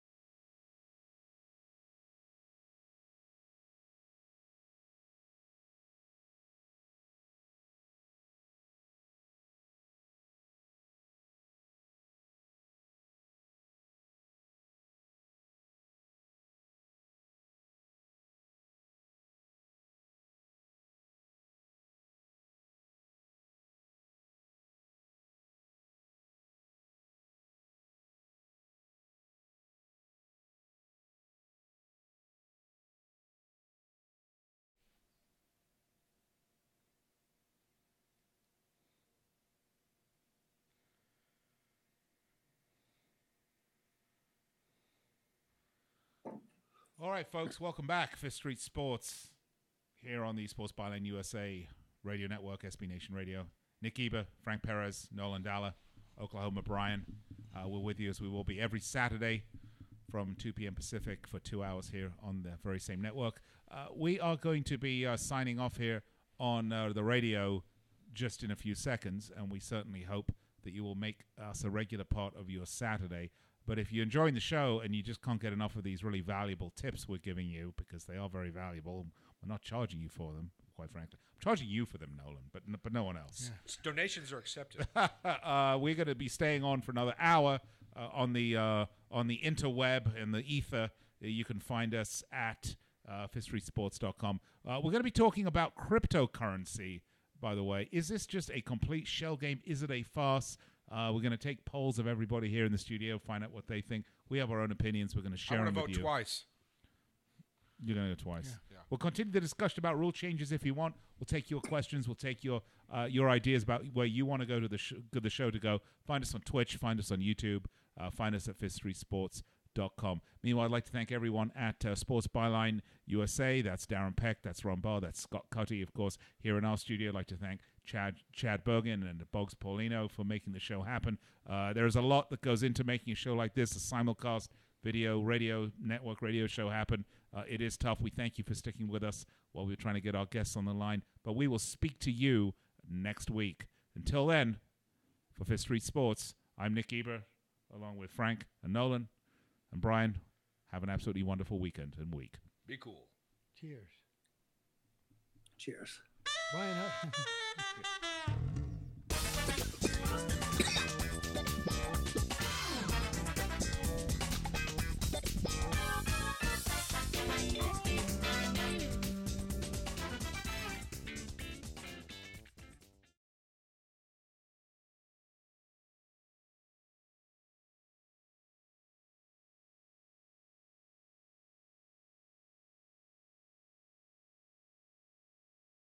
Let Brian. Can you guys hear me? There we go. Okay, I'm back. Yeah, we have to kill the byline part.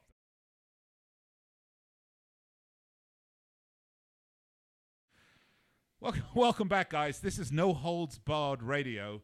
Nick Eber, Frank Perez, Nolan Dalla, Oklahoma Brian. No radio we have to worry about, guys. So, you could say, hey, Brian, shit, Brian, what do you have in your right. hand there, sir? Varsteiner Dunkel. Wow! No, gosh! Brian, That's a phenomenal beer. Yeah. Give them some free advertising. Seriously, put that up. That is beautiful, man. By the way, how was the It is complimentary breakfast at that resort? Oh, it's great. Wonderful. Yeah, I'm actually at the Embassy Suites right now. Beautiful. This is the cocktail hour. Yeah. Now, aren't we flying Brian down to Augusta to do the Masters? Oh, what a gig! What I mean, this guy's going all over the country. Discount fare? He's going all over the country. He's waiting for the next year's Australian Open. You know? I'll be there. Indeed. No, we're going to send him to the preseason football game that he's touting. He's going to take the over in the Tampa-Miami game, and he's going to be in Florida when it's 130% humidity. Yeah, that game, that Miami Tampa game is notorious for tropical storms. Also, there's always a hurricane or tropical storm. Oh my goodness! Hold on a second. Oh, it's gone. See you later. Hey, when do we get into empty? the? That's the sound of. I got another hour to go. I'm going to go into your private cask. That is success right there. All right, so here's the thing, guys. We got a lot to cover in the next hour. If Michigan covers, it's going to be $2 Chuck next week. I love it. For the thing. Hey, I was going to ask you, Brian, the Villanova game. You think Villanova is the right side? I do. The public is all over Kansas, and I liked Villanova. That was my first instinct, and I like him now. I don't think it's an all-in bet or anything, but I think that's where the value is. Me too. I mean, there's so many. When you start talking, like I got people at the car wash telling me that they're betting Kansas. You know what I mean? You gotta think. No, that's serious. You gotta think Villanova's the right side. Pets are. I heard pets are betting their chew toys. No, but it's the truth. I mean, and then, but aren't they always like, they're usually like not correct, but how about when they take the dog? You know, which they always go favorite That's and true. over. Now when they take the dog, Well, they're always completely off. You know what's funny? I'm glad you mentioned that and I'll take it one step further than that, Frank, which is when the public is on the dog on the money line. That is Oh, absolute kiss of death. And if you look at this game, the public I think is like 80% money line is on the Kansas side. So oh, yeah. I would want certainly- to ask you. I want to ask you. Well, we're joking about this a bit serious here. Why is that? What would motivate the entire public to fall in love with? You know, Villanova is no pushover. Has anybody watched the games? Villanova is phenomenal. So what would motivate everybody in the whatever 80% to go for Kansas? By the way, I want to know about what I call a mob psychology with regard to sports betting. And by the way, there is such a factor. Yes. Yeah. Oh yeah, that's a good question, Nolan. Outside of the obvious that Kansas is a large state university with a huge fan base, and Villanova, is a somewhat urban private school with a smaller fan base traditionally. You're anti-Catholic. Just say it. Just say it. But you know what? We didn't get to it during the first 2 hours. But did you guys see the women's game last night? Oh my goodness! What a phenomenal Notre Dame upsetting Connecticut. By the way, I have to interject something. I'm in the Orleans poker room playing last night, and this is going to sound very sexist. It's all mostly men watching, playing cards, playing poker, and all the games are on baseball, pro basketball. Everybody in that room was watching the legendary UConn ladies basketball team being uncharacteristically upset by Notre Dame. Can you talk about what an amazing game that was, and also what an epic upset that was, Brian? It really was amazing. I'll tell you, one of my favorite websites for just analytical purposes. That it's not thank God. I always. thought you were going to say Pornhub. Okay, thank you. That's next hour. The Nate Silver website, 538.com. Nate Silver, yes. Yeah, that's the ESPN one, right? Yeah. He was originally New York Times, and ESPN bought him out. But he does a really good job of covering women's basketball. Not a lot of people give it the attention that I think it deserves. But he did a mathematical breakdown of every team and their path to the championship game. I can't ever remember seeing a year where one team looked like it couldn't lose and the other teams looked like they had such a small chance of winning than this year. That got my attention. And it's absolutely amazing. I also think, I don't know about you guys, but generally speaking, I think we all kind of like to watch UConn go down. Aren't they kind of the Darth Vader of women's basketball? That's enough, yeah. That's a great point. I have to just caveat here. I don't watch women's basketball. I don't think you have to. I think that I had somebody, a buddy of mine, talking about the Golden State Warriors, and he comes into Las Vegas. Very quick story. He comes into Las Vegas, and he says, "I got to watch the Warriors tonight." I'm like, "Hey, bud, there's 82 games. You have to really sit." He said something to me that was profound. He said, "Do you recognize you're watching a once in a life?" The guy lived in the Bay Area. He says, "I'm watching a once in a lifetime. I'm watching Baryshnikov in a ballet. I'm watching Michael Jordan at his prime. I'm watching Jack Nicklaus at the '66 Masters. How often do you get a chance to watch that and see that and experience that?" And I'm like, "Wow!" And he just completely flips me on like the love of talent and skill and dedication. And I don't care if you're male, female, you like basketball. You have to appreciate what UConn has done. Correct, Brian? I agree, but I totally agree. But I also think that it's a tilted playing field they play on, and the fact that Gino Auriemma is essentially the general manager and coach of the Olympic team, and he can hold that over these girls' future and recruit them with that idea in mind that if they want to, men's basketball, you can be one and done in college basketball and, look at college basketball in the rearview mirror, not really care.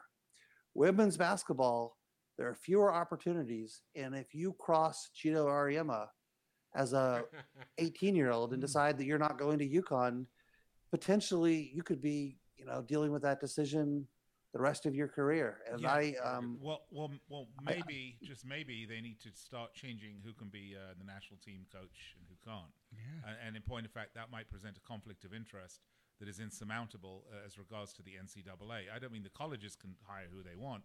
The national team can hire who they want. But the NCAA needs to say, this is a completely uneven playing field in terms of recruiting. Life is unfair. And no, the NCAA is so bloody worried about what's fair and what's not. Yeah. You can't have a steak dinner with your coach. You can't take hookers that they give you in the hotel room. I mean, what the bloody hell is this thing coming to, for crying out loud? I mean, when your coach can't ply you full of hookers and booze, I think the NCAA Brian, kind of like us, when we see the Fifth Street charge card at these hotels you're staying at, we know that when you charge $19.95 on a movie, it wasn't It's a Wonderful Life. We know. Have you guys? We know what the 1995 movies are. You know what I mean? Have you guys been auditing my SpectraVision account? Yeah, exactly. And that's what I was going to ask you. Since you're going to be on the road a lot, all single, and we can't afford these movies, your spank bank better be pretty loaded up. You know what I mean? That's And by the way, all right. we need you to cut I'll down keep the the hand cost cream, down. okay? All right, guys. Let's. By the way, not to get too off topic, but have you ever wondered when they decide which brand of shampoo, lotion, and conditioner? Is it a completely, on the surface, one-dimensional decision, or are there analytics involved? I think I've that always you wondered. need to be involved in that analytic decision, the same way that you developed your stiff rim theory for college basketball. You should be developing The the analytics of the friction quotient of the various conditioners and shampoos. He was talking about rims last week in body basketball. lotion. I know, Brian. Brian, write it up, present it. We'll present it to our viewers and listeners next week on the show, Thanks, okay? guys. Wow. So then, Brian, so what kind of field trips do you have now? You have Augusta on the agenda, yeah. right? Wow. And then We're going to go to Boston on the following weekend for Patriots Day and the Boston Marathon, I think. The Boston Marathon. beautiful. Yeah, yeah, Beautiful. yeah. Fantastic. We'll have some good footage. Okay, guys, so there are a few things we want to get to for, the remaining 50 minutes of this show. Isn't it fun? We don't have to break every 3 minutes or Love 6 it. minutes for the network. Let's start with, let's briefly talk about this boxing, because Anthony Joshua wins, setting up the heavyweight bout with Deontay Wilder. By the way, I like Deontay Wilder for that fight. I don't know, do you follow boxing much, Oklahoma, Brian? Not enough to know who that name is that you just mentioned. Okay. The big question, like though, the is honesty. the Cinco de Mayo fight between Canelo Alvarez and Gennady Golovkin looks like that one's going to be postponed, or Canelo's been, right now, he's had his license revoked by the Nevada Athletic Commission while they discover if he's eating tainted Mexican meat or not, which is the point of a whole nother show we could do on that, right, Frank? That is a fascinating subject. So the idea is that the beef has steroids in it, and if you eat the beef, that you potentially can test for is it clenbuterol? Is that the steroid? Yeah, that that's he- the one. Yeah. I thought you didn't know anything about this stuff. I got a quick lesson one time. I got when I lived in when I worked in Tijuana one time, I used to go to a restaurant, and they always ordered the same meat dish with the same portions, and then one time the portions were a lot smaller for the exact same dish, and I asked the waiter, I go, "What's going on here?" I go, "They used to be a lot bigger," and you know what he told me? I'm a Mexican waiter. He says the bull doesn't always lose.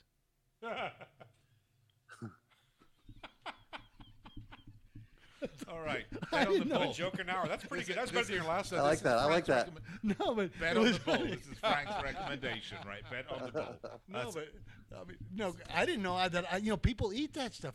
Testicles are like in some countries, like hamburgers. Like it's, like not yours, my guest. like in South Korea, walk the dog doesn't mean the same thing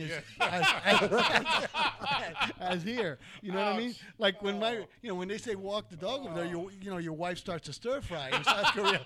Here it's a lot different. Hey, Yes. Well, I know that all too well. Guys, so the Married to an Asian lady, you've only upset the whole room. And by the way, there will be security to escort you to We're your just armored playing. We have vehicle. no. when you, No, it must be my ex. That's okay. By the way, so we're also going to talk about. Also, want to get to the topic of cryptocurrency. I certainly want to talk about that. But Frank, I know you wanted to talk a little bit about golf, wasn't it? The Masters. Well, a little bit. The Masters is coming up, and I've been looking at the field. Now, they looks like 6 or 7 top guys at the top, but they've actually favored McIlroy just a little bit ahead of Dustin Get Johnson. another one of these. And what I think that they're overreacting on is I was always a Tiger Woods fan. Now, Tiger Woods is coming off at about 13, 14 to 1. I think that's a little bit too low right now. I don't think he's quite. you got to be. Excuse me. There's value on Tiger Woods. No, I've never no, heard that. I do not think so. When he was 60, 80 to 1, of course, listen, Tiger Woods owes me a lot of money because I bet on him. I'll tell him. After that deal with his wife. I said, oh, no, it's not going to affect him. He owes me a bunch of money, but I'm not going to take him at 14 to 1. You got too big a field there with McIlroy, Spieth. You got Johnson playing good. There's a lot of other good players. There's Rahm. There's a lot of great players in there right now. Tiger should not be 14 to 1. They're overreacting. What should he be? I think right now a good price on Tiger should be 35. 35 to 1. He's now 30 to 35 to 1. But remember, he was 80 to 1 before he made his last 2 showings. That he played well and everything else, but I don't think that he should By the be. way, how much of it? Forget about psychology for a moment. How much is it the fact? And by the way, forgive me, I don't know his age, but he's 38, 30. No, he's 42. I didn't want to say 40. I knew, but he's in great shape. There's not that many people. Jack Nicklaus, I think the oldest to win it at 45 or 6. Once you get like, is that part of the problem here? No, but he's in great shape, and don't get me wrong, I'm a big Tiger Woods fan. So is every other golfer. So what's happened? I mean, okay, we know that Tiger had the blip. Okay, that he had a lot of personal problems and this, that, and the other. But is it that the rest of the field caught up with Tiger finally, or is it that Tiger's performance dropped such that he's now average or below it? I tend to think Tiger's probably pretty much the same Tiger, but that the rest of the field is caught up with him. No. It's not quite, but he's right. But you're right in such a way. I believe early in his career when he was winning all these tournaments, and he's a phenomenal player. Okay, but he was beating like Vijay Singh and all these other guys like that. It's a lot different now than having to go against like Dustin Johnson, McIlroy, Spieth, Thomas, Justin Thomas. And even the guys under him, like Grilio's fantastic. You got a lot more of it. It's almost like poker. Okay, right now you can't tell me that 20 years ago it was the same thing as winning the World Series as 20 years now when you got. You're kind of saying you got a lot of great 28, 29 year gosh, old and golfers, poker players, whatever. I mean, right now it's vicious out there. You got these young kids with the hoodies. They got balls the size of basketballs shipping it at you all the time, and they got great mathematical knowledge. But enough about Oklahoma Brian. Well, I'll say this, since we're on a internet television show, and I'm pretty sure we're not going to get sued. But I think the PED question with Tiger has never been fully addressed to the extent that it should. I think that was a factor. Can you elaborate a little bit? I'm not trying to bait you. I mean that sincerely. What do you mean by that? I think there's a lot of rumors that he was on steroids and and human growth hormone during his 20s, and that for example, his hip condition. I've heard a lot of doctors say that it's there's a physiological connection between the problem he's had with his hip and with repeated steroid use. That is interesting. I haven't heard that. That's the first time I'd heard that. But I'm not that big of a golf fan, to be fair. So Tiger Woods' legal counsel can send the lawsuit to right. Oklahoma Brian San Antonio at Fifth Street Sports. By the way, you just got to do what Donald Trump does. Say I heard. Yeah. And just say I heard, and you can say whatever you want. Right. Yeah, I think I did that. But that's amazing that that's a great point that you bring up. Could you just imagine like 10 years ago or maybe 12 years ago that you would have thought because of this PED that you would see like Barry Bonds, Lance Armstrong, now Tiger Woods. That's a huge fall from grace for these athletes that were Yeah. our heroes, you know? Yeah. Well, Lance Armstrong, look, I mean, you know, in particular, right? I was going to say, if you just look at the photos of Tiger Woods when he was at Stanford, and then 5 years later, he doesn't look like the same guy, right? Right. Good Yeah. point. Well, Good Hey. I hear what you're saying, and it's disturbing because it really kills the myth. It kills the fairy tale that was Tiger Woods, right? Do you think the death of his father had anything to do with that? Maybe that was an emotional turning point. But look, let's examine Tiger Woods another time. By the way, file that away. But Yeah. excuse me, lock this chapter and file it away. That is a fascinating topic that Well, we don't have to go. I don't just think a 'cause lot I of want people to have. read it. But by the way, let's file it away for another show when Yeah. we get closer to the Masters. Yeah. Wow, interesting discussion. Yeah. Let's turn our attention, guys. Let's talk a little bit about cryptocurrency, because I am seeing. I know, Nolan, you wrote a fabulous piece on your blog, which is at nolandollar.com. By the way, if you're listening to this show or watching this show, because you could also be listening to it, watching and listening, you can, and you want to place a bet, guys. It is. We can't quite say it this blatantly on the radio, but we can where we are right now. It is so bloody easy. Okay? All you have to do is go to our website at fifthstreetsports.com/bet-now. You'll see some banners for some sports books that we personally endorse as Yeah, being I've used- liquid, yes, it's very honest. Honest, they You'll pay. get your money. There's You have not no going to issues be a there. poker No issues stars. at No full tilt poker here. Okay. Right. And you want to place a bet, you can do it right there, right now, from the comfort of your home. You don't have to worry that you're not going to get paid. You don't have to worry that there's going to be, Russian mafia coming to see you. These are all excellent sites. Go on and do it right now. But let's talk about something that people are, what I think is a crazy bet. And Brian, and Frank, you guys might disagree, but Nolan, your piece that you wrote about cryptocurrency, I think hit the nail on the head. And I've been saying this. It was nice to see you say it in your blog much more eloquently than I could ever say it. That with cryptocurrency, you're buying nothing. Yeah, and again, please interrupt me. Take exception to what I'm saying. Be offended. Whatever you want to say. I am thrilled for those who have taken advantage of what I call phantom market promotional economics, bait and switch, pump and dump. Hey, that's the game. Right. Some people play the game of sports betting, of poker, of stock invest. Some people play this game very, very well. Congratulations to those of you who have done well. I get that. The problem with cryptocurrency, not so much Bitcoin. Bitcoin has obviously a little more legitimacy. Barely. But the other 1,700 junk chicken I can't say the word, but I can say chicken shit. It's chicken shit. These guys who get on there and they promote their whatever, they got a vested position. The only way they can make money is they invest their whatever in a penny stock, a junk bond, and they look for the next generation of suckers. That's the only way that this thing plays out and makes a profit. The only way. I understand the macroeconomic virtues ideology of libertarianism, of a decentralized currency. I hate the banks. I despise them. I'd love to see them go down. I'd love to see. This is a movement. This is a global movement. It's a religion.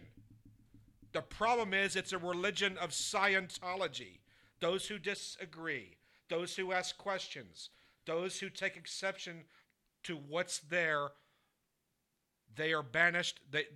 They become heathens. They become excommunicated.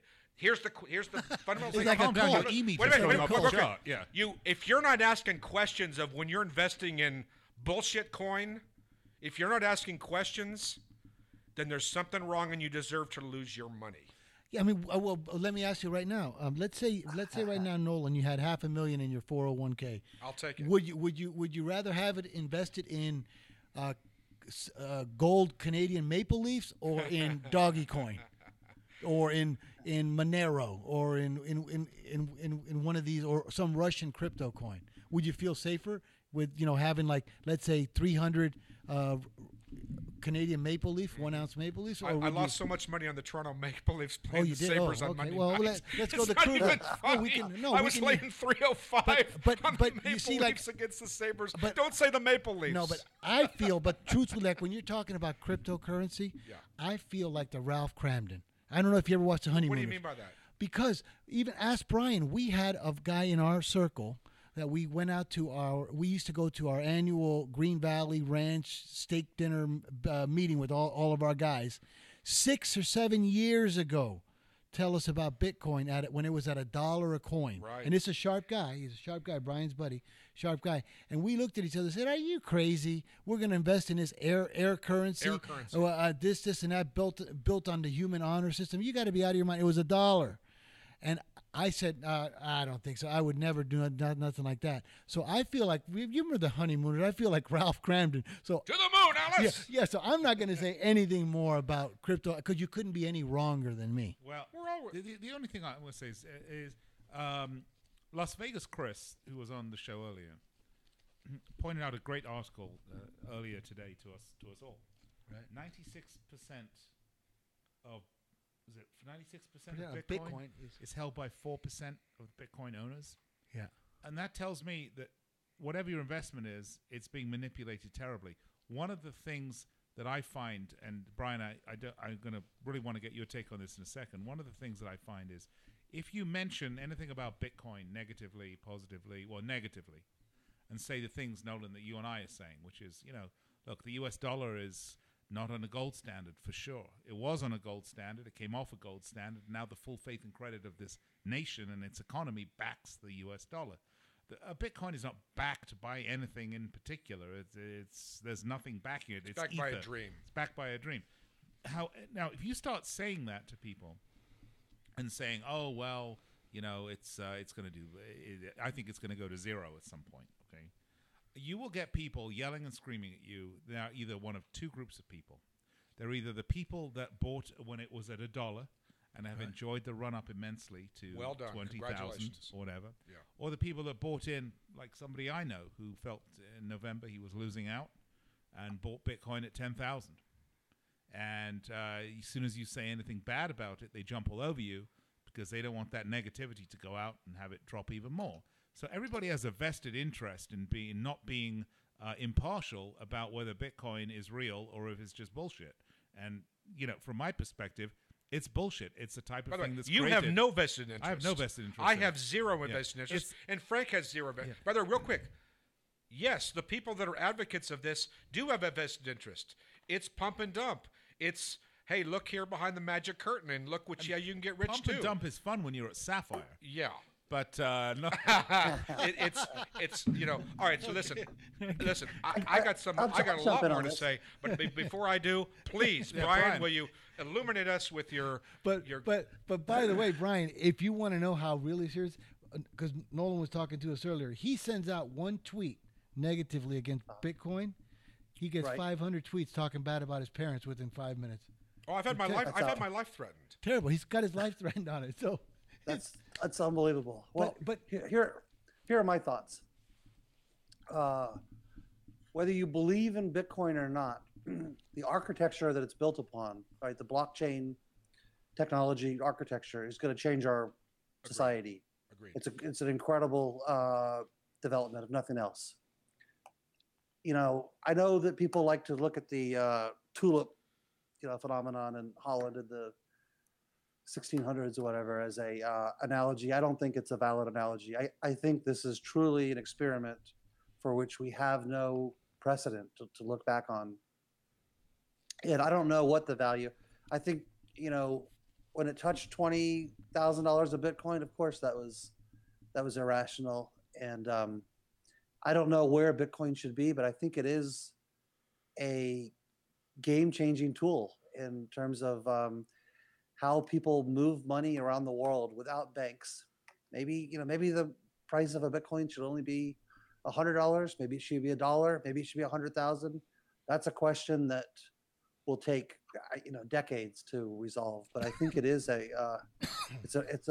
think it's a game-changing technology, and in terms of the full faith and credit of the U.S., I'm not sure that I'm a huge. That doesn't really change things in my mind, because there's a couple of things with fiat currency in particular, but the U.S. currency, or in general, I'd say, in the U.S. currency in particular, that are different than Bitcoin, right? We know that Bitcoin, there's a finite amount of Bitcoin.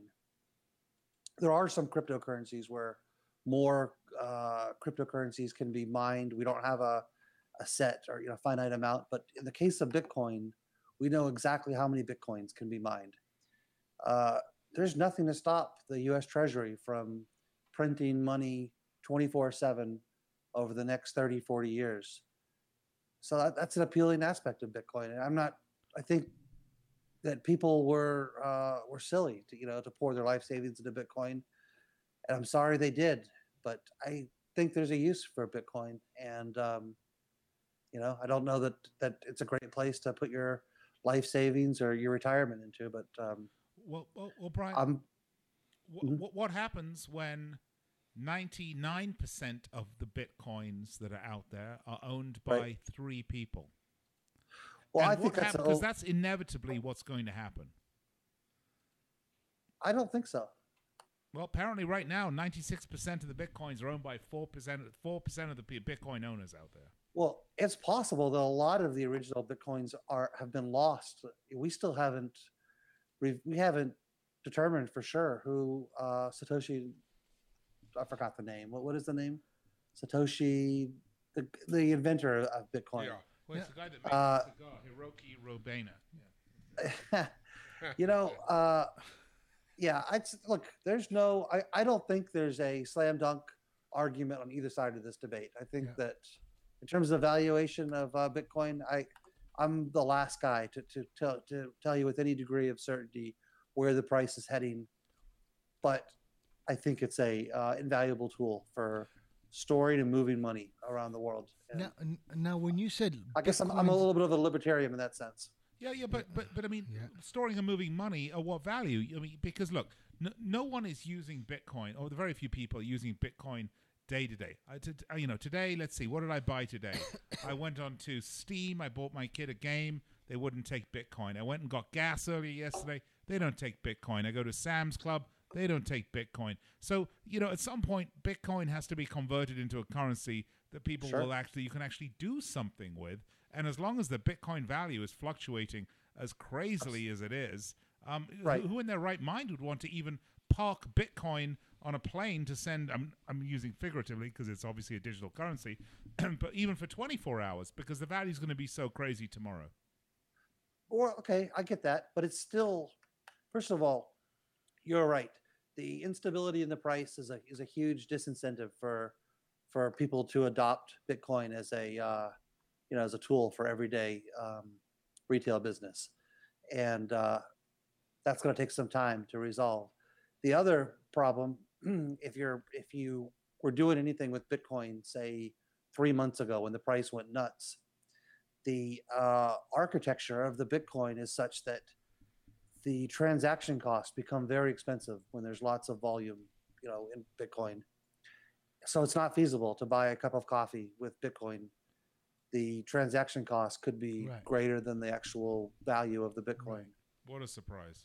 Now, Brian, when you said about lost Bitcoins, does that mean like people who had a wallet ID and then couldn't remember it and things like that, and they're just gone? Absolutely. Yeah. I mean, Bitcoin is definitely if you're the kind of guy that makes a new Yahoo account and can't remember your password 24 hours later, Bitcoin might not be for you. Yeah, I'm afraid that's my problem. So how many floating? What would you think? Lost. There's no way to get the money. It's not like somebody has a bank account and they die, and then the money sits there and it whatever because There's no accountability. the No one's money accountable. completely So- is floating, and it's So if Yeah. you lost your wallet, people that Gone. lost their wallet ID or didn't do that, how many do you think could be possibly out there just floating in space? Boy, that's a great question. It's significant. I don't know what that number is. it's like casino But- chips. but is- you got 2 or 3% never cash their chips. You know what I mean? People lose them. Sure. Sports analogy. books tickets Yeah. are lost. Yeah. It's all happening. Right. with So, that. let me tell you the biggest difference, Nolan. The biggest difference is the other day I was poking through my an old humidor I have, which I use for junk business cards and stuff like that are old, and I found two Baseball- old and $5 baseballs. chips. I'm sorry, what was that, Brian? And baseballs. Yes, exactly. And I found two old $5 chips from the Rio from back in the day, Nolan. You know what? When I was in the Rio, I took them in and they cashed them. Right. $5, $10. You know, probably. And if I found 2 Bitcoin in my wallet, I might have bought those damn things at 15,000, and I go to cash them, and they're worth $50. But So I mean, it's a crazy situation that the only people I know, and I'll repeat it, that are advocates are smug SOBs that bought Bitcoin when it was at $1. Who want everybody to be as excited about it as they are so they can get their Lambo paid for, okay? Rather than people that are seriously investing. Nolan, I'm with you. When I hear on the radio or on the TV, hey, now Bitcoin is the most exciting thing in the history of the financial markets and technology. Be sure, go to your 401k is never going to be up to date. Move your money to Bitcoin 401k. You're not making this up. No, I'm not I've making this seen up. the ads. Yeah. They It's- want people to take their 401ks, their retirement accounts, second scary. mortgage on your house. I'm not making this up. I've seen the ads. Scary. It's scary. Lives can be ruined by this. Listen, gentlemen. We're talking. We're sitting on a sports betting show, okay? right.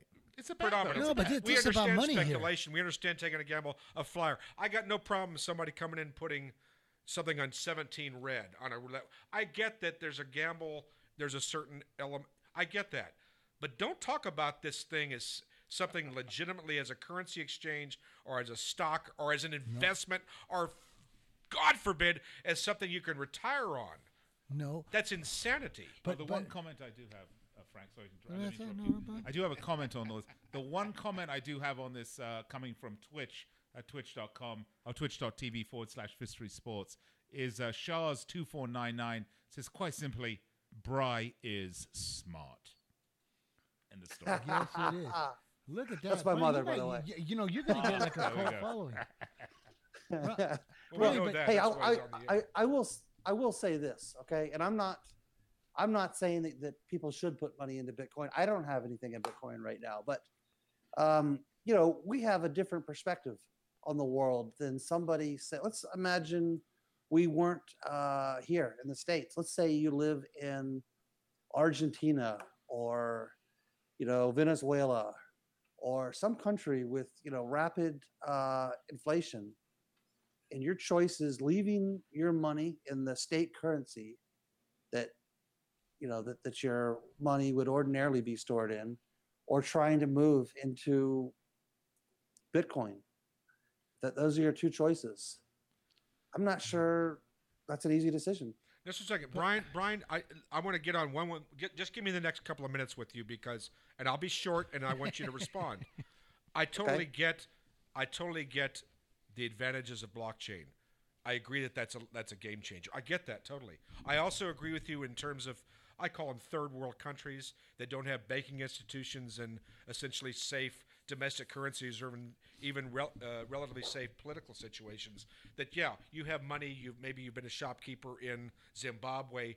What do you do with your money? You can't put it because there's a risk. I totally get a lot of what you're saying, and I believe that there's actually a market for kind of a Bitcoin type thing. I get that. Here's the problem. I'm not so sure I really have so much of a problem with Bitcoin. What I have a problem with is the 1,699 other junk things who have tried to essentially take Bitcoin and reconstitute it, reinvent it, mine their, and now everybody thinks they're going to be the next Bitcoin. And this to me is the enormous problem of it's fraud. People should be locked up. There needs to be regulation. this is a horrible thing. I'm completely with you in terms of decentralized exchanges, and I get that. I think that's a very good thing, and you need to separate that, which is what you're saying, Brian, I believe, versus. Sure. Invest in this coin that's worth 0.22 cents on the dollar. It's going to be the next Bitcoin. But by the way, which is all of what I see pretty much on Twitter.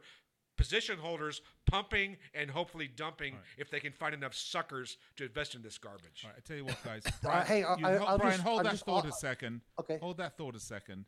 We're going to take a quick 3-minute break, stretch our legs.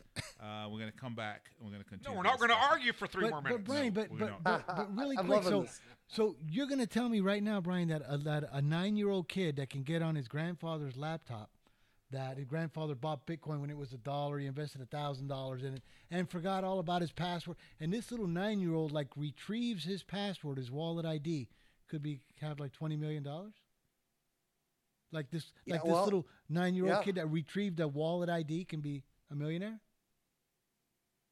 I mean, yeah, absolutely. That's kind of an extreme example. No, but- I bet there's a case of no, but I know that. But isn't there a central thing? Like, let's say, for instance, there's 15 million bitcoins, or however many there are, and then there's they're like somebody is looking at the accounting, and they say like, wow, look at these 49,700 bitcoins that have had like no movement ever. Oh, we do that. Like that's a common that's a big part of blockchain analysis. Is we have bitcoins that haven't moved in 5-6 years, and we have entire blocks of the blockchain that haven't moved since they were created, and people speculate They who gotta do these be belong like, to. right, like in the heyday when it was 25 cents or 50 cents. You can't tell me that like a guy invested like $200 and got like 400 bitcoins and forgot his wallet ID. I got a great story for you. I'll be Actually, Brian, brief. hold that. Let's take a quick break. Okay. We'll come right back in just a couple of minutes. Fifth Street All right. Sports, YouTube, Twitch, fifthstreetsports.com. If you want to place a bet, by the way, go to fifthstreetsports.com/bet-now. We'll be right back. Sorry, guys.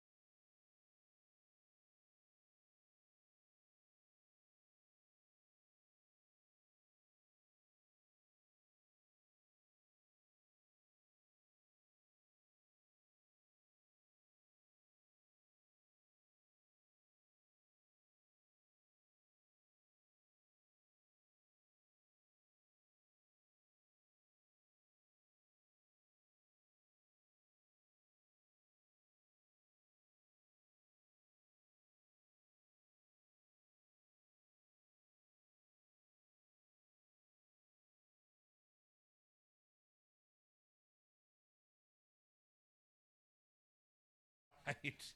All right, we're back. Fifth Street Sports, fifthstreetsports.com. So during the break, Brian, Allen, Oklahoma Brian, There you go. who's not actually in Oklahoma. Either one's okay. Okay. But we I'm were actually in talking San about- Antonio right now. Because we're now actually at the halfway, just beyond the halfway, right, of the basketball game. It's middle of second half. 11 minutes left in the second half. This man, his predictions have come true, and he has made out so big he can afford to buy the other 4% of Bitcoin that's floating out. Yeah. Hey, speaking of predictions, I predict when they make the next Bond movie, the next James Bond movie, Mo Wagner is going to be one of the assassins in that. Does he not look like a Bond villain? That's true. All I right. love it. So we were talking cryptocurrency, guys. So Nolan had a great speech going there about it before the break. Brian, what's your take on that? Well, I don't disagree with anything that Nolan has said, except for I do think we live in a world where a big percentage of the population is unbanked. I don't know. I have to go to a convenience store about once a month to send a MoneyGram to Costa Rica, and I watch people sending remittances, and I see how much they pay, and it's obscene. I mean, and now I know the current administration is talking about taxing remittances even more.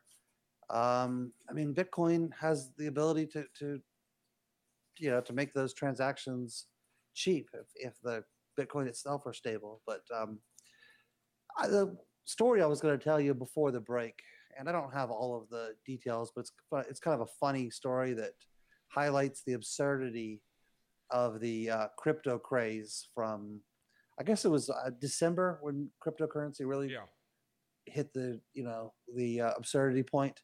There's a cryptocurrency called Dogecoin. I don't know if you guys are familiar with it. I've heard of it.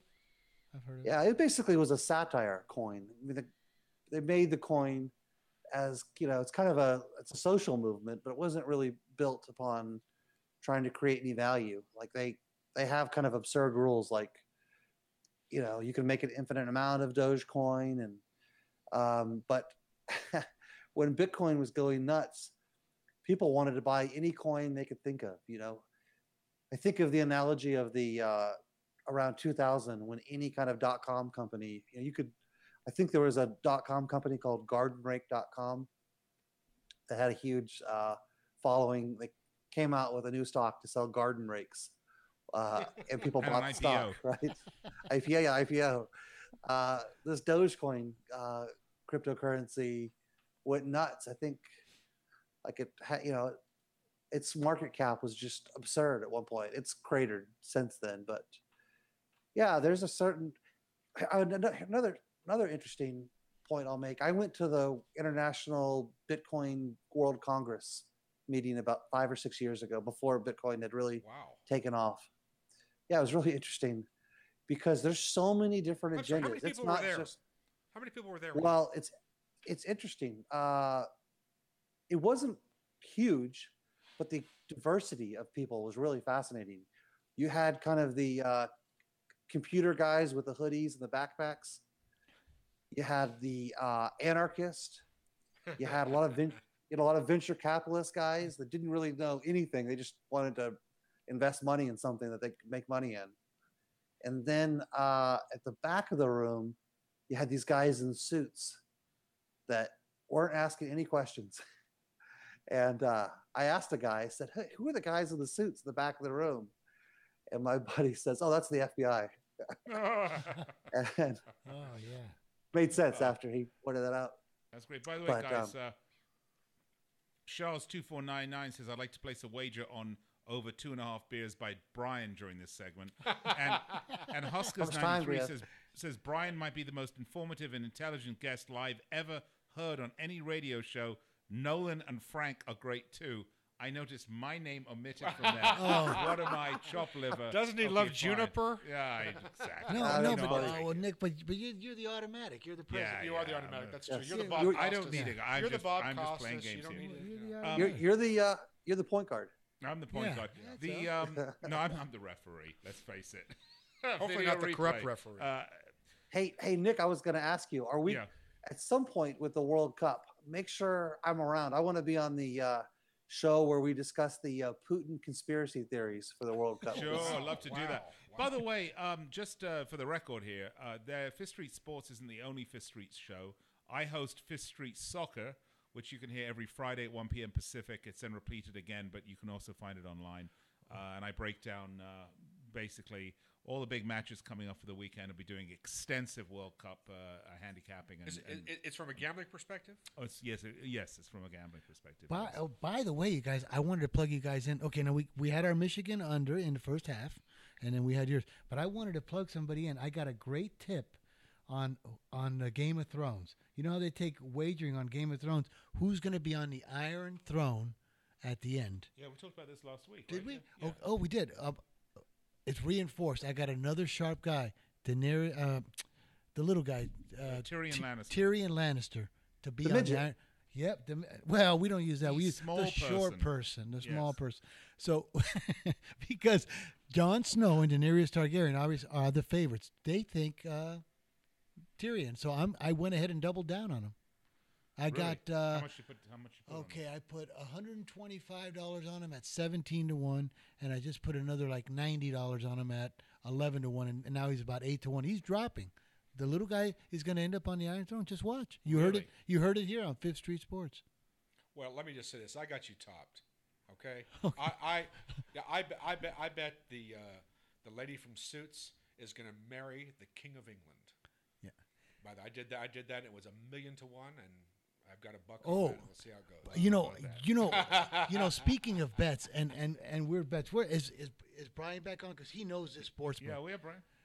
Brian, remember that one sports book? I think it was out of Greenland or Iceland. It wasn't Inner Tops or something, but it was an exchange book like World Sports Exchange. They took bets on everything, the weather, all that. It was like an interactive market. You remember that About 15 what year years would that ago? have been? Okay. 1872. No. I think it was I was living on Cathedral, so it'd be in 02 or 03. It was, I forget because I used to send them money, but it was an interactive market, and they took bets on everything you could imagine. Did you know that I actually middled? This is the truth, you guys. It was only for 200 away. They had average amount of snow in Central Park in New York in January, February, or March. You could pick the month. So my friend, I had another friend named Brian Sutphin from Maryland. He told me, wait a second, Frank, they have over 2.5 inches of snow in Central Park in March. And he found another site that had under 3.5 inches. So we went over my 2, goodness. and the National Weather Service says it was like Right, 2.79 inches of snow fell. Right. We middled the snowfall goodness. in March. That's awesome. Yeah, And that's, So- but it doesn't sound like a lot. But that's it was- a huge spread, actually. No, but that's a huge spread in terms of snowfall. It was in a gigantic, month. but we were just, I used to send in for bonuses. We were a little like bonus horse. I was a $400 middle. That was huge for that me is then, huge. you know. That's unbelievable. a score. Yeah, but Wow. speaking of You middled snow. I mean, so love anyways, it. Brian. Now I was going to ask you, like, all these coins that are like lost in space. Are they lost forever? I mean, is there any way to recover them or? Well, there's people that are going and buying like used, like not used. What's the word I'm looking for? Like places, if you have to dispose of e-waste, and they take computers, and there's a wholesale market where you can go and buy like used cell phones, old computers. There's people that are actually going through just for the purpose of getting the hard drives of those and trying to find Bitcoins. That's amazing. But if they're not found, they're gone. I actually found there's like a fraction of a Bitcoin on a cell phone, and my 14-year-old daughter was complaining about her phone not working. So I got this old phone out, figuring she could just use it until she gets a new phone.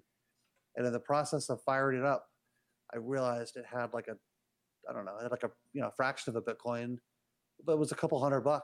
So Nice, paid for her new that phone. was my lucky right? day. Yeah. Nice. So what did you have, like a Bitcoin wallet on there?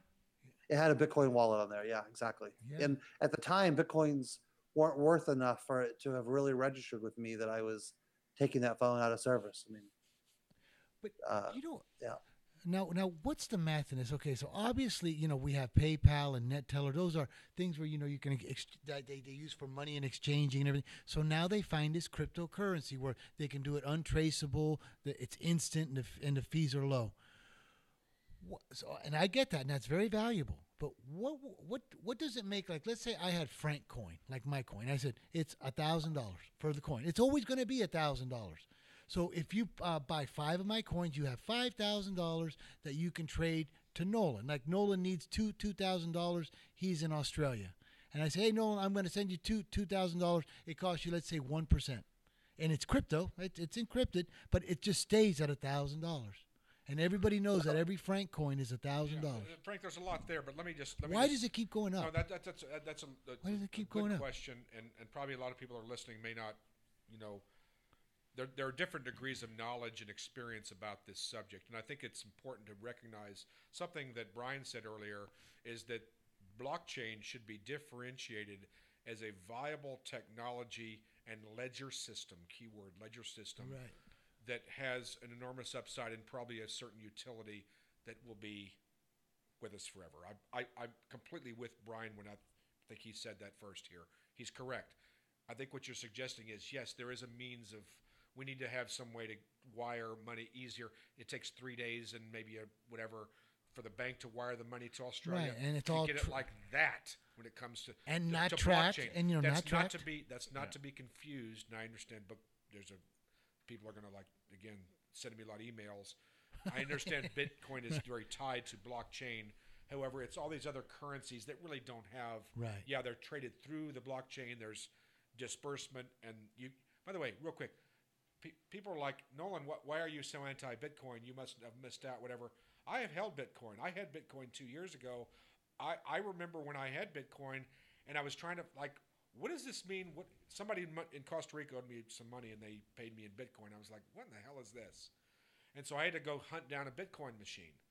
And I'm not making this up. There were 2 Bitcoin machines in the entire city of Las Vegas. This is, like I said, about 2 years ago. And, I said, well, I don't know what not too many people knew about this stuff. So one was in a candy store, and the other was in a bar. That's absolutely a true story.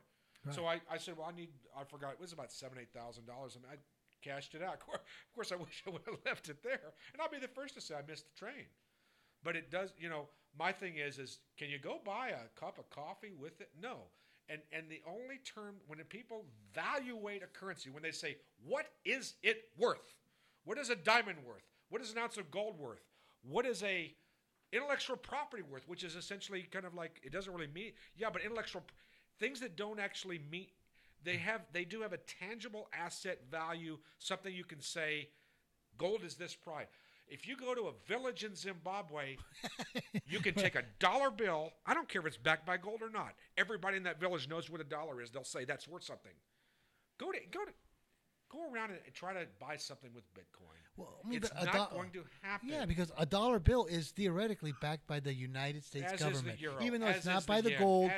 Yes. It used to be gold backed, but it's backed by the United States of America. It's backed by 200 years of history, Right. the world's most Right. powerful economy, the world's most powerful military. It Right. doesn't matter that, I understand that there's not enough gold in Fort Knox Right. if there's a rush in the bank. Right. I understand there's a lot of political issues in this country. I understand, if Brian's still with us, libertarianism. And believe me, I get the libertarian anarchistic move. I kind of I like drumbeat movements. I like that.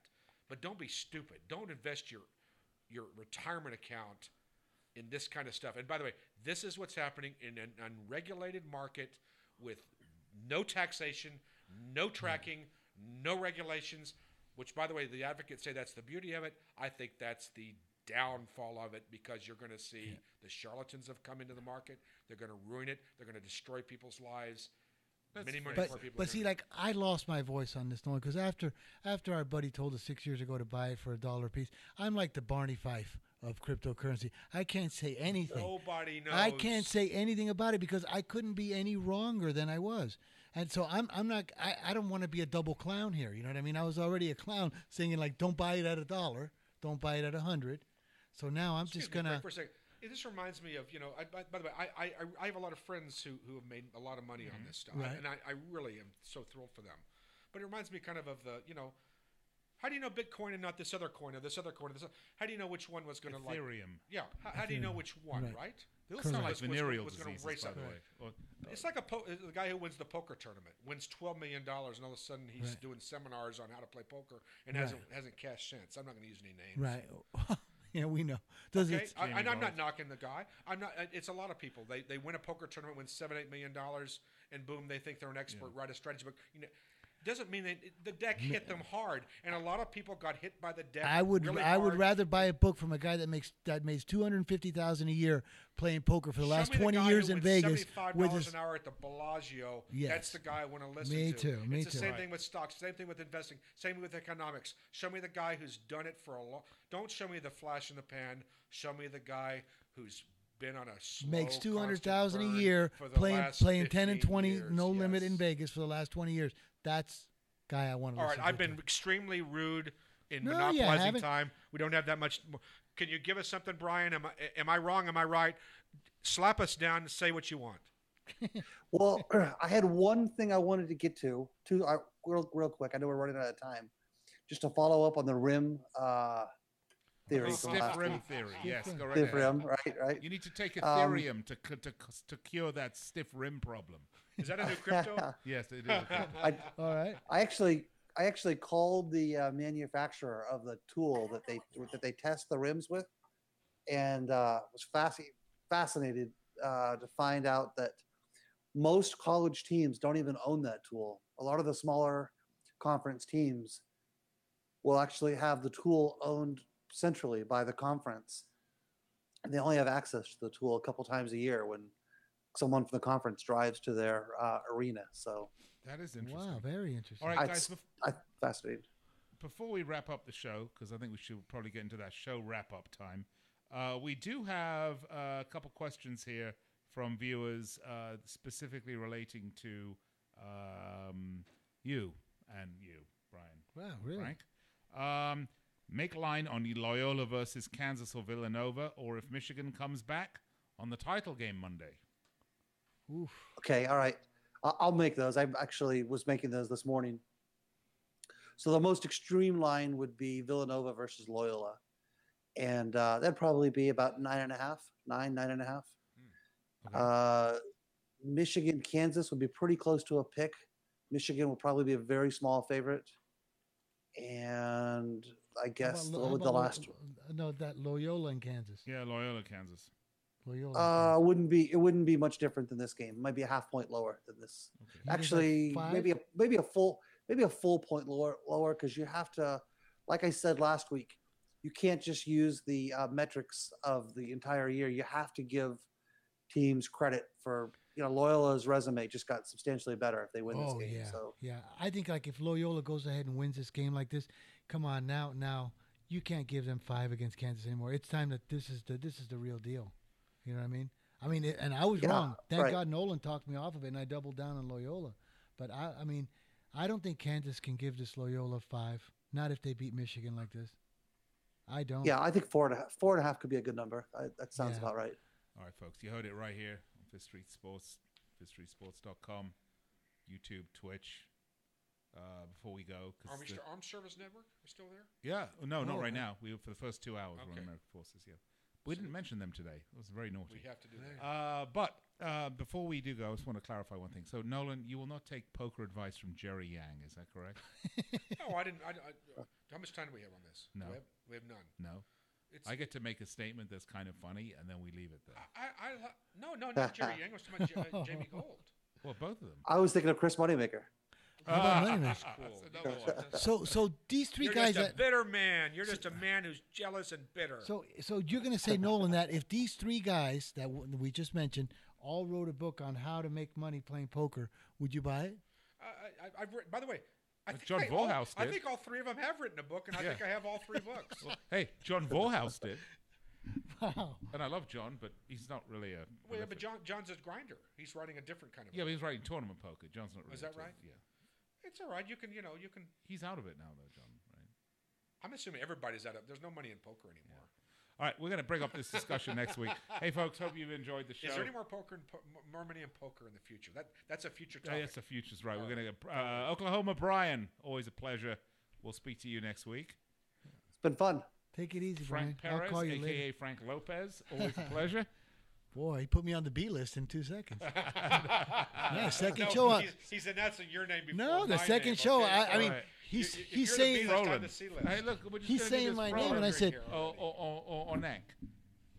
that's We're all all at the right. same time. He announces me third out of this. no. But By the way, wait a second. You got third. I got the wrong name. Second show, and I said, wow, the boss has got me on the I B need list gas, in the what first could I day. say?